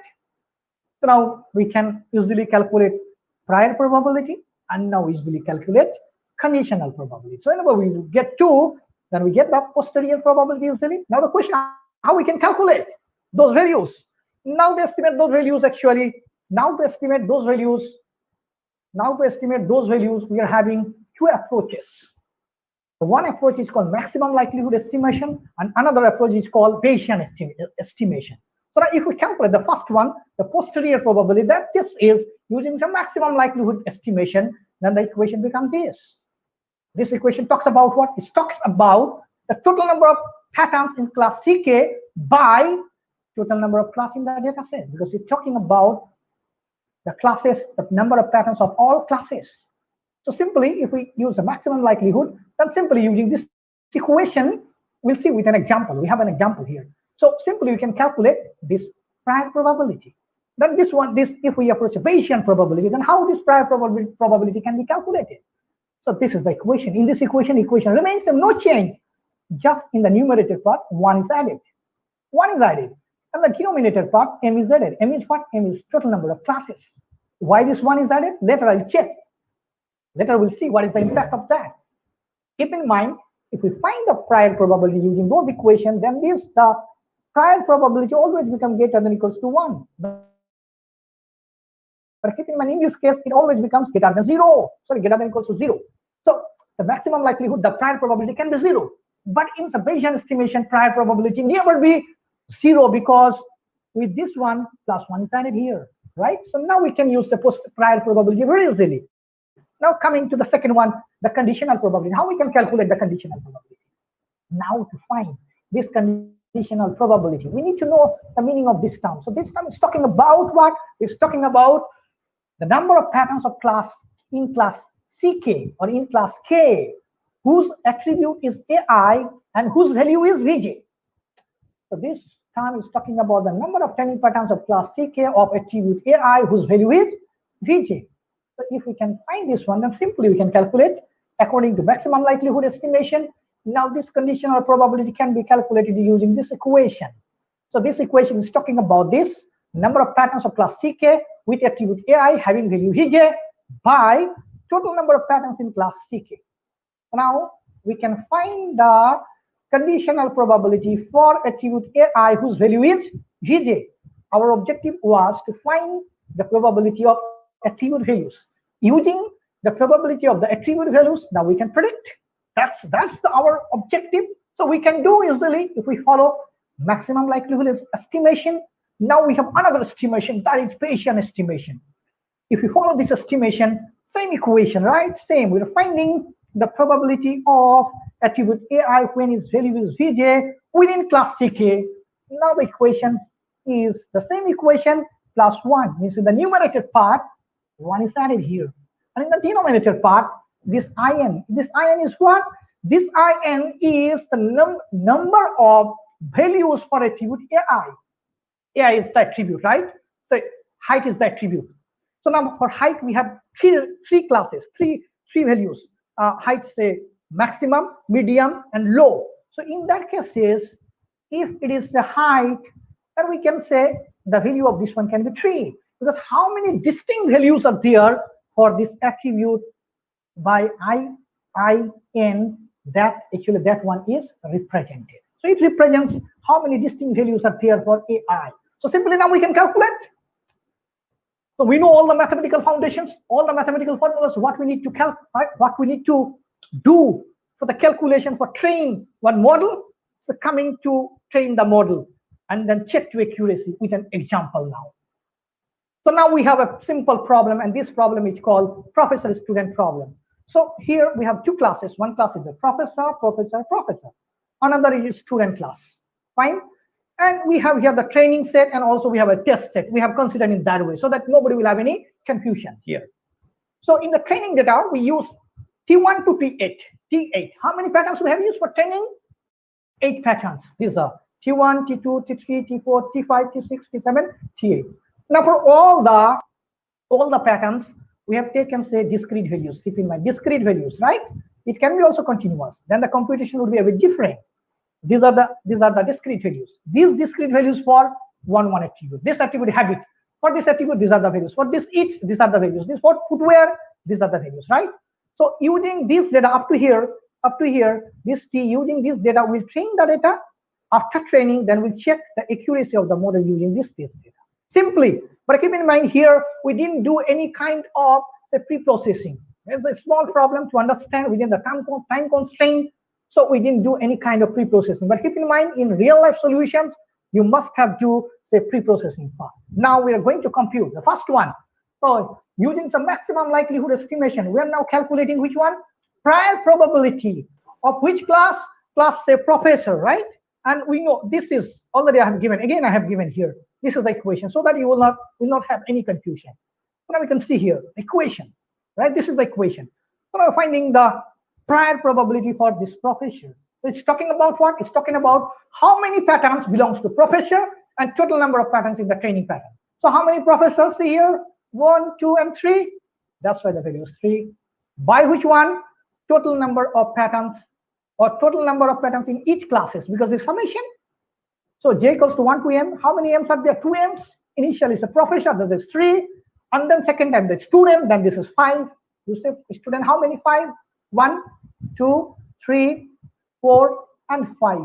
So 3 plus 5. So this is the prior probability of class professor. Similarly, we need to calculate using Bayesian estimation. If we do the same calculation, now this is the calculation. See here, just we need to add 1 here. So 1 is added here simply. The value becomes 4. And here which one? 2 plus 3 was there. And at the same time, we need to add the number of classes. How many classes were there? 2. So 2. 2 plus 3 plus 5. This is 10. So now the 2 by 5. This is the whole probability. It is simplified. This fraction 2 by 5. So I've got the prior probability using the maximum likelihood estimation and Bayesian estimation. Now, our objective is to find the conditional probability. How to find the conditional probability? See the equation. So first one using some maximum likelihood estimation, right? So this is the equation. So using some maximum likelihood. So initially, we want to find the conditional probability for a student. Keep in mind, we need to find the conditional probability for each classes, because there is an assumption the class conditional independent means for in each class the attributes are independent. So for each classes we need to take all the attribute values. Okay. So initially we have taken the student class, and here we have taken the attribute is its, and the value of the attribute is what? Roasted. So now using this one, we need to find from the student pattern when the value is, when the attribute is what? Its. So how many its are having the roasted? See the student here. Student pattern, right? Its, no bet, no roasted. Here, no, baked. Again, student class, here, no, fried. Here, student, no, baked. Here, student, this is fried. Okay, in none of the eats, the its value is roasted. So that's why the value is how much? 0. That's a 0 is here. And by CK is total number of patterns in class CK. That is fine. So this probability, now you can say this is a conditional probability. When the each becomes roasted, for class student it becomes 0. Similarly, if we calculate the same thing using Bayesian estimation, then we know the calculation is same, no change, just 1 is added here, right? So 0 plus 1. And here same thing in the denominator part, this part. With this one, we have distinct number of values for this attribute AI. Now AI is what? It's. How many distinct values are there for it's? Yeah, baked, roasted, fried. Baked, roasted, fried. We have 3 distinct values, right? That's why the value of IN becomes how much? 3. Here 3. Now this conditional probability becomes 1 by 8. Exactly. Now we calculated the conditional probability for one attribute value. Similarly, we need to calculate the attribute probability, all probabilities for all attribute values, right? So if we do the computation here, it's not possible, right? So we need to do all the computations. So we are going to do the computations in 2 ways. One is the maximum likelihood, another one is the Bayesian estimation. So if we do the calculation, after doing the calculation from the training set, these are the optimal values. And these values are called, keep in mind, optimal parameter or the model parameter. Using these model parameters now, these are the model parameters. So our objective is to find the optimal model parameters. So we found it using the historical information. We had historical informations, and then we had only 8 patterns. And these are the model parameters now. Using these model parameters now, if some new patterns will come, then easily we can classify, because our objective is here to devise one classification algorithm only, nothing more than that. Right? So keep in mind, for I have shown here you for only one attribute values, but keep in mind you have to find the probabilities for all attribute values for all classes. And we have 2 classes. So for professor classes, we calculated all the values, right? Including the prior probability of professors. Similarly, for a student class, we calculated all attribute values, means the probabilities of all attribute values for a student, including the prior probability of a student, using maximum likelihood, using Bayesian estimation. Now training part is over. Now the testing part, the ton of testing part coming. So coming to classify recall pattern R3. You can see recall pattern R3 here already in the test. We had recall pattern R. Yeah, this is the recall pattern, right? See recall pattern R3. In this recall pattern, what do we have? The habit value is Gabby. Gabby is the value of the habits. Roasted is the value of its, and clocks is the value of footwear. Then according to these values, we need to find what can be the classification. That's the objective here, right? That's the objective here. So doing this one, looking all nuts and cells about naive base, looking here. So R3 we have 3 patterns. We have 3 values. 1, 2, 3. Values this. So now we have to find the posterior probability for this pattern. Once we need to find the posterior probability for professor, and then again we need to find the posterior probability for a student, and the posterior probability for a class which becomes the highest in that class, R3 will belong. So initially we are using maximum likelihood estimation and taking the professor, see the professor class, initially finding the posterior probability of professor. It means the probability, how much probability is there that R3 belongs to class professor. That's the objective here. So see here, there's a posterior probability, prior probability. This is the prior probability, right? Only this one. And these are the conditional probability. I already we talked that in conditional probability, we need to find the values of the attributes individually, and then we need to multiply. So already we have the professor class. When the habit becomes Gabby for professor class, we have the value. You can see here when habit, yeah, Gabby. Habit equals to Gabby, we have the value, right? Similarly, for all the attributes, for all the attribute values, we are having the probability. having the probability here also. Now putting the values, because these are the train values, these are the model parameters. Using these model parameters here, this is 3 by 8 into, if you talk about this one, how much? This is 2 by 3, 2 by 3. Now this one, it's equals to roasted, professor. It's equals to roasted where? Here, there's C. So using maximum likelihood, 1 by 3. This is the value. We have taken, this is the value. And then which one? Footwear clocks, professor. Footwear clocks, C, footwear.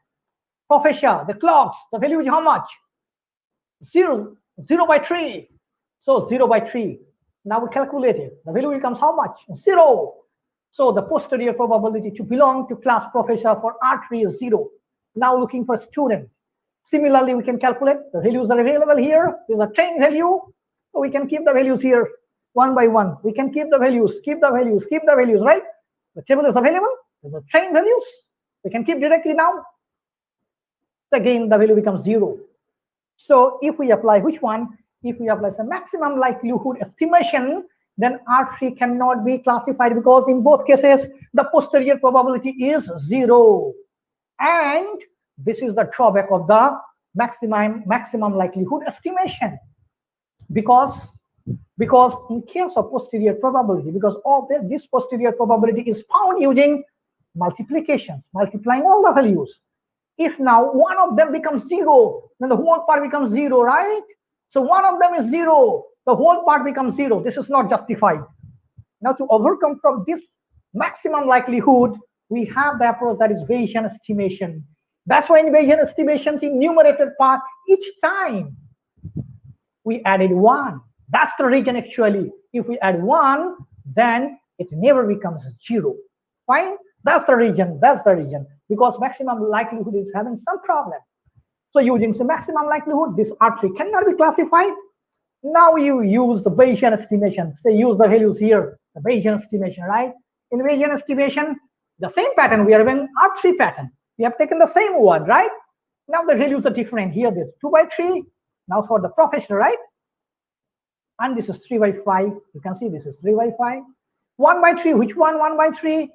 I think this one, it's, you see, it's, where is the it's? Here, it's equals to what? It's equals to roasted, it's equals to roasted here. This is 1 by 3 we have taken. Why 1 by 3? Because it becomes 2 by 6. So if we simplify 2 by 6, then again it becomes 1 by 3. So that's why this is 1 by 3. And finally, footwear clocks, professor, 1 by 5, 1 by 5 taken. The posterior probability now becomes 0.016. Means this is the probability of pattern R3 to belong to class professor. Similarly, now we can calculate for student. So the calculation same, not repeating the part. So if we calculate the posterior probability, now the values become 0.0245. So now we need to compare which one is the highest posterior probability. From here, it is clear this is highest. That's why now this R3 pattern belongs to a student class. Fine. One thing should be noted here, because we have very small data set. That's why we are looking, there is a difference between maximum likelihood and the Bayesian estimation. But keep in mind, whenever we have very big data set, very big, the result, the outcome is around, if we follow maximum likelihood or Bayesian estimation, around equal. But it is still wiser and advisable to use the Bayesian estimation whenever we use the need-based classification for classification problem. So now if you do for all the recall pattern in the same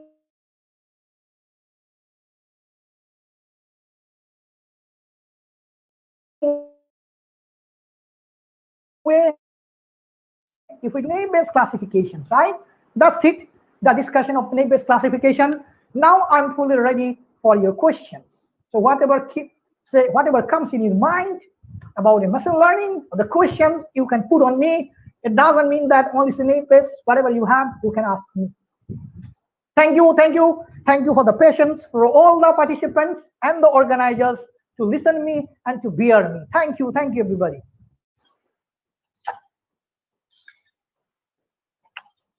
Thank you so much, sir. That was really an amazing session, sir. And we have received positive feedback in the YouTube channel, sir.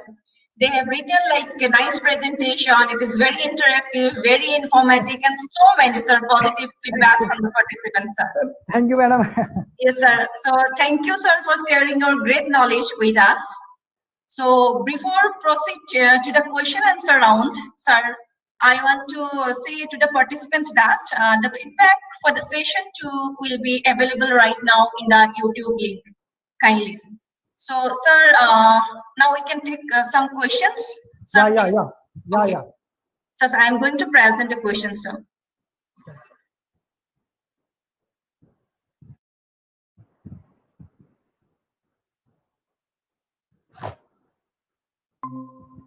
Sir, is it visible?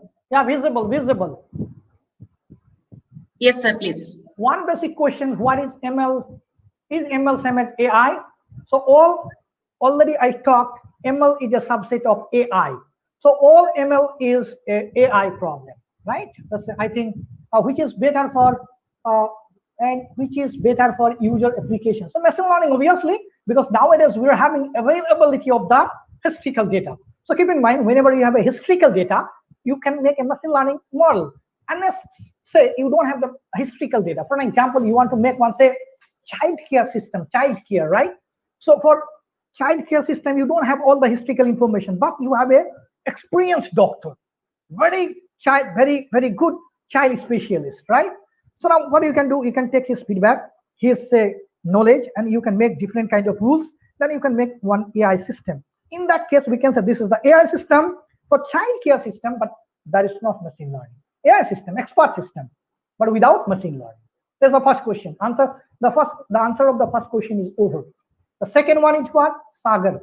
Sir, can you suggest a specific research area using CNN in data science, mainly the gap area which can be worked on?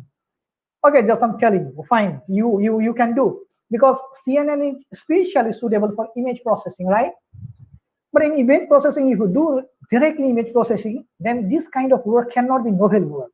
So you don't want one kind of thing if in the object is hazy, or the object is changing over time, or how we can recognize the object with less light. Light is not there, right? Still, if we can recognize the object using the CNN, then it can be interesting work. Or even if you are successful, then our defense people will take it, because using your model, so at night also they can see what are the objects, what are the things. So these kind of challenges you need to check whenever you do certain kind of research and say you can say novel research or innovative research. That is the thing.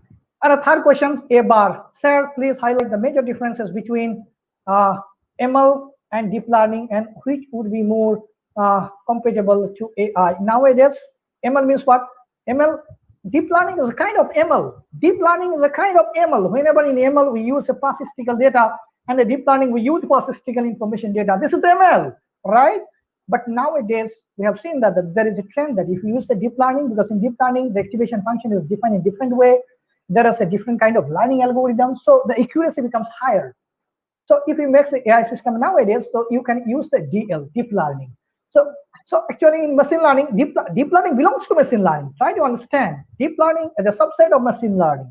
So whenever we talk about machine learning, it is talking about the conventional algorithms which are available. But keep in mind, DL is a part of machine learning also. The next question, Monojit Roy, which is the best language for AI and ML for current PhD research? If you are from, say, computer background, please apply Python. And if you are not for computer background, you can use a MATLAB, because MATLAB is very easier. All the tools are available, right? But again, you need to have, say, programming language concept there if you want to do certain kind of novel work. If you use directly the tool, then it's okay. This is a MATLAB. But keep in mind, MATLAB doesn't mean that you don't need to do codification, or you don't need to do codify. So whenever you want to implement certain kind of a novel problem, or you want to change the algorithm which is available, then you have to write the codes in MATLAB also. So my suggestion, if you are not from computer science and engineering background, MATLAB. If you are from computer science and engineering background, Python. Then Swapnil Kole, which can be Consider the best algorithm for solving unsupervised learning problems. This is very difficult. It's difficult to say. So in unsupervised learning, what is your objective? That's the main thing. So for that one, we're having different kind of algorithms. The most popular algorithm is a K. This is K-means clustering algorithm. K-means clustering algorithm. This is very robust algorithm. I'm not going to discuss, but keep in mind, if you want to have some reliable output, the K-means produces reliable output actually. So there are again DB-scan, new algorithms are there. So you can use those kind of clustering algorithms if you are doing research in say unsupervised learning problems. Then the Bhimraj Prasai Chetri. Sir, please can you explain confusion matrix in machine learning? This confusion matrix is for confused you, right?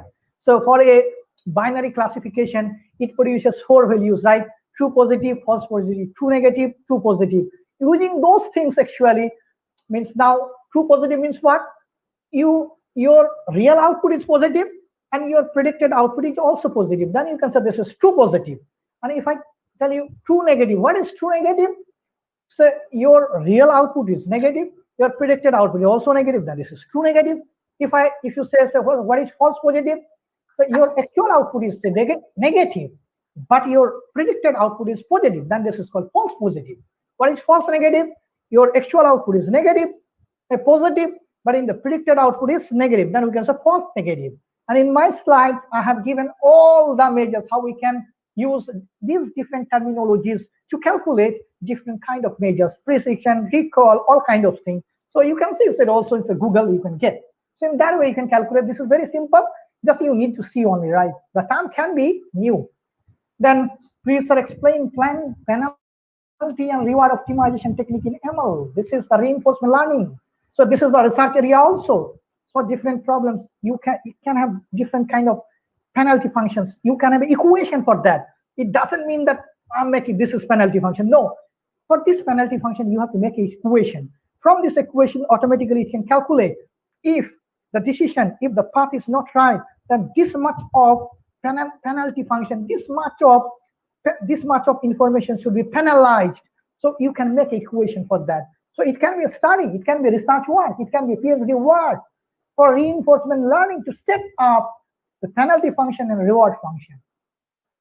How to choose among the distance measures for a face recognition system? How to choose among the distance measures for? I did not get the point actually. Now, if you want to find the similarity measure, so different kind of faces are there, right? Different kind of attributes are there.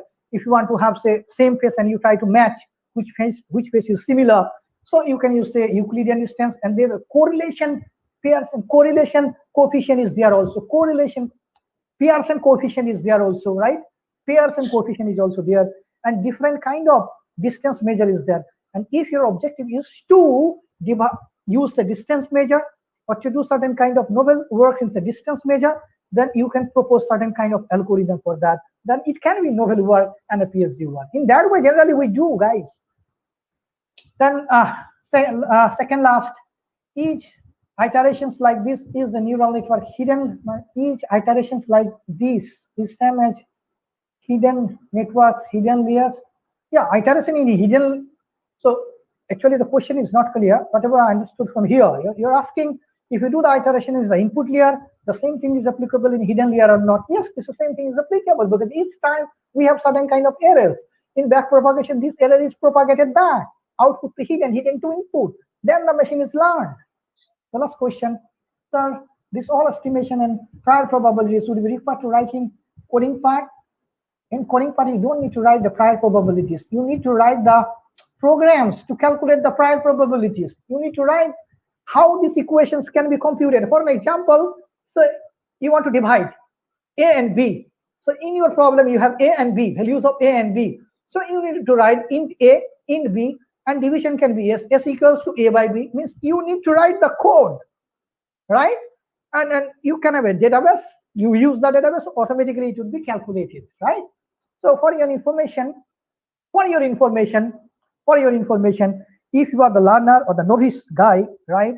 So I'm telling, in say Python or the MATLAB, so this namespace is already available. So if you want to do certain kind of work where namespace is directly used, there is no modification of the name base, then there is no use to write the code directly. All the functions package is there. For name base, there is a function, easily you can do. But keep in mind, if you want to do certain kind of publications, good publications, so if you use directly the classifier, then you cannot get. Madam, should I take all the questions? Can you hear me? I can answer. There is no problem. Yeah, yes, sir. This is the last page, sir. Last slide. But can you hear or not? Can you, if you can hear me, then I can answer. There is no yes, problem. yes, sir. Yes, sir. Yes. So how to define number of layers in PNN? Means PNN, I don't know PNN. So neural network. So how to fix number of nodes in layer in PNN? So this is the artificial neural network. Say for an example, in artificial neural network, there is no unified way that to find the number of layers in hidden layer. But there are some research articles. You can see my research articles, neural networks for transparent rule extraction. What we did the experimentation L plus 1 to 2n, L plus 1 to 2n, L plus 1 to 2d or 2n. L is the number of inputs. So if your number of input is 6, so you need to start the hidden layer 7, 8, 9, 10, 11, 12, up to 30 dot. This is up to 2n.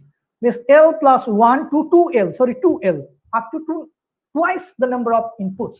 So you can do that one.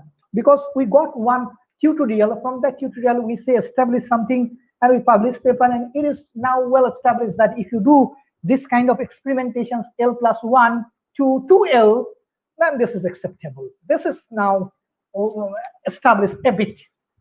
Then Akash Raj, since can you explore more about algorithm for reinforcement learning like Boltzmann machine?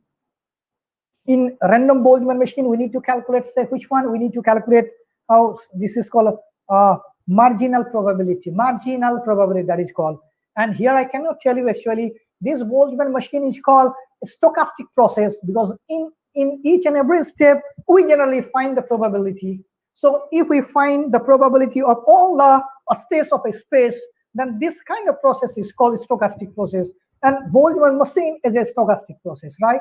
So you need to, here it's not possible, sorry for that one. And then how to manage data set? How to manage data set is very difficult if you are the you are the researcher of machine learning. So in case of machine learning, the objective of the researcher is, if we establish some algorithm, if we establish something new, then you need to validate with some kind of database. So if your objective is that, then you can download the database from UCI's repository. In UCI, there are more than 600 datasets, and also Hill repository is there. Also, some others, Kaggle dataset is there. So from there, you can find the dataset and you can do the experimentation. Now, the threshold for the statistical parameter used for the data imputations does end up what? I did not understand your point. The threshold for the statistical parameter used for data imputation does up to, oh, you are asking that up to how much the data imputation should be done. So my advice and my recommendation not to use data imputation, because whenever we impute the data means we are creating artificially the data. So artificial data doesn't have any impact, but still in most of the cases we see that, say, some data are missing. So we are forced to impute the data. If the situation arises like that, then my advice is you do 4 to 5%. Even if you can do say 5 to 10%, but if with less number of data imputations, say using say 4 to 5 or 2 to 5, it is working, then it is working. So you can extend it up to 10. There is no unified way. But my advice, you do less amount of data imputation. There is no unified way. What is class imbalance? And this is the class imbalance is talking about if we have a, so I'm just giving an example, binary classification. If we have a database of positive and negative, for an example, somebody is suffering from say cancer or not.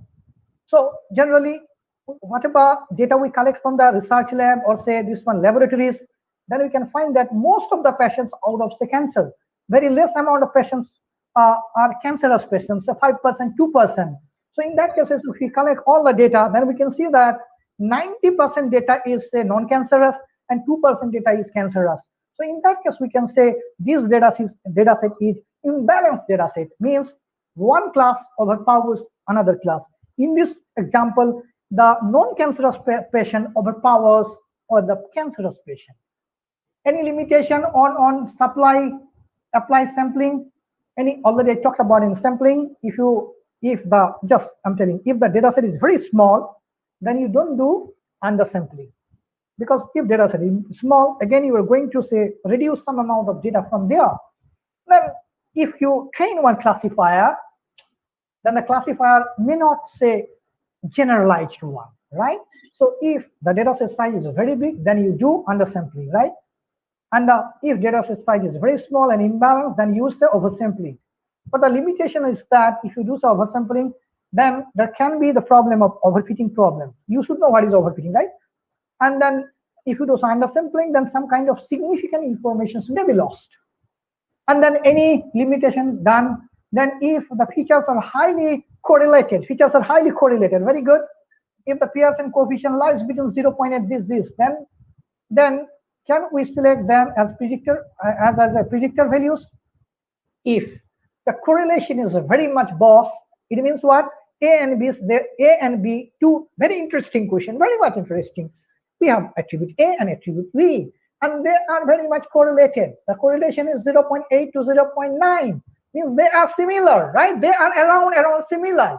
So if we omit one of them, then there is no change of the output. If the correlation is very much between two attributes, then one of them can be dropped. Then the feature selection should be done if the correlation is very much. But yes, any? Yeah. Update AI algorithm. Update means I did not get the point. It's talking about the during training or something else.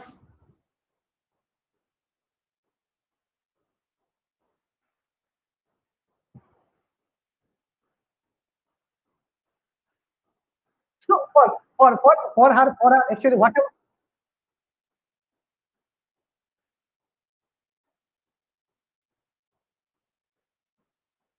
Oh, okay, understandable. Okay, Noresh sir, whatever I understood from her, okay, updation in the sense she is talking about the iteration, I think. Why iteration is required? Actually, in the first iterations, we give some weights, right? These weights are not the purified weight or the actual weight or the optimal weight. So in the first iterations, some kind of weight is adjusted, and the performance of the classifier is not up to the 90% or kind of thing. This is a 50% or 60%. In the next iterations, the objective is to achieve 60%. So to achieve 60%, the weight is changed now. Then the next objective is 65%. For 65%, again the weight is updated, so that when we update the weight, then the place of the boundary, it changes. The boundary it changes. So the boundary it changes. So I have a slide actually. I'm not going to show you that pictorial. I made that one. Whenever you have a neural network, you have a boundary function. So the boundary changes each time in each iterations. Comes. Whenever it comes in a place, so that it can segregate the problem in a good way, and the performance is very good, then it stops. So in each iteration and during updation, actually, it improves the performance of the classifier. That's the answer. Whatever I understood the question, even if the question is not clear too much. Naresh Babu sir? Yeah, thank you, madam. I think so. We can conclude this session. Just I would like to thank you, sir, once again for your excellent presentation, sir. Thank you so much, sir. Actually, I had say 1.5 hours, so I had to be fast. That's why I told the things very fast, because if it was very difficult to cover up if I was very slow. So I could understand the point, but I have given all the detail whatever I had. So in next presentation, whenever I give, I'll go slow. I accept on that. Thank you, madam. Thank you, Naresh sir. Thank you, Malaya madam. Thank you so much. Thank you. Thank you so much, sir. So participants, today we come to the end of the first day of MLCV 2020. So tomorrow we'll meet at 10 a.m. on the same platform. So have a nice day. Thank you.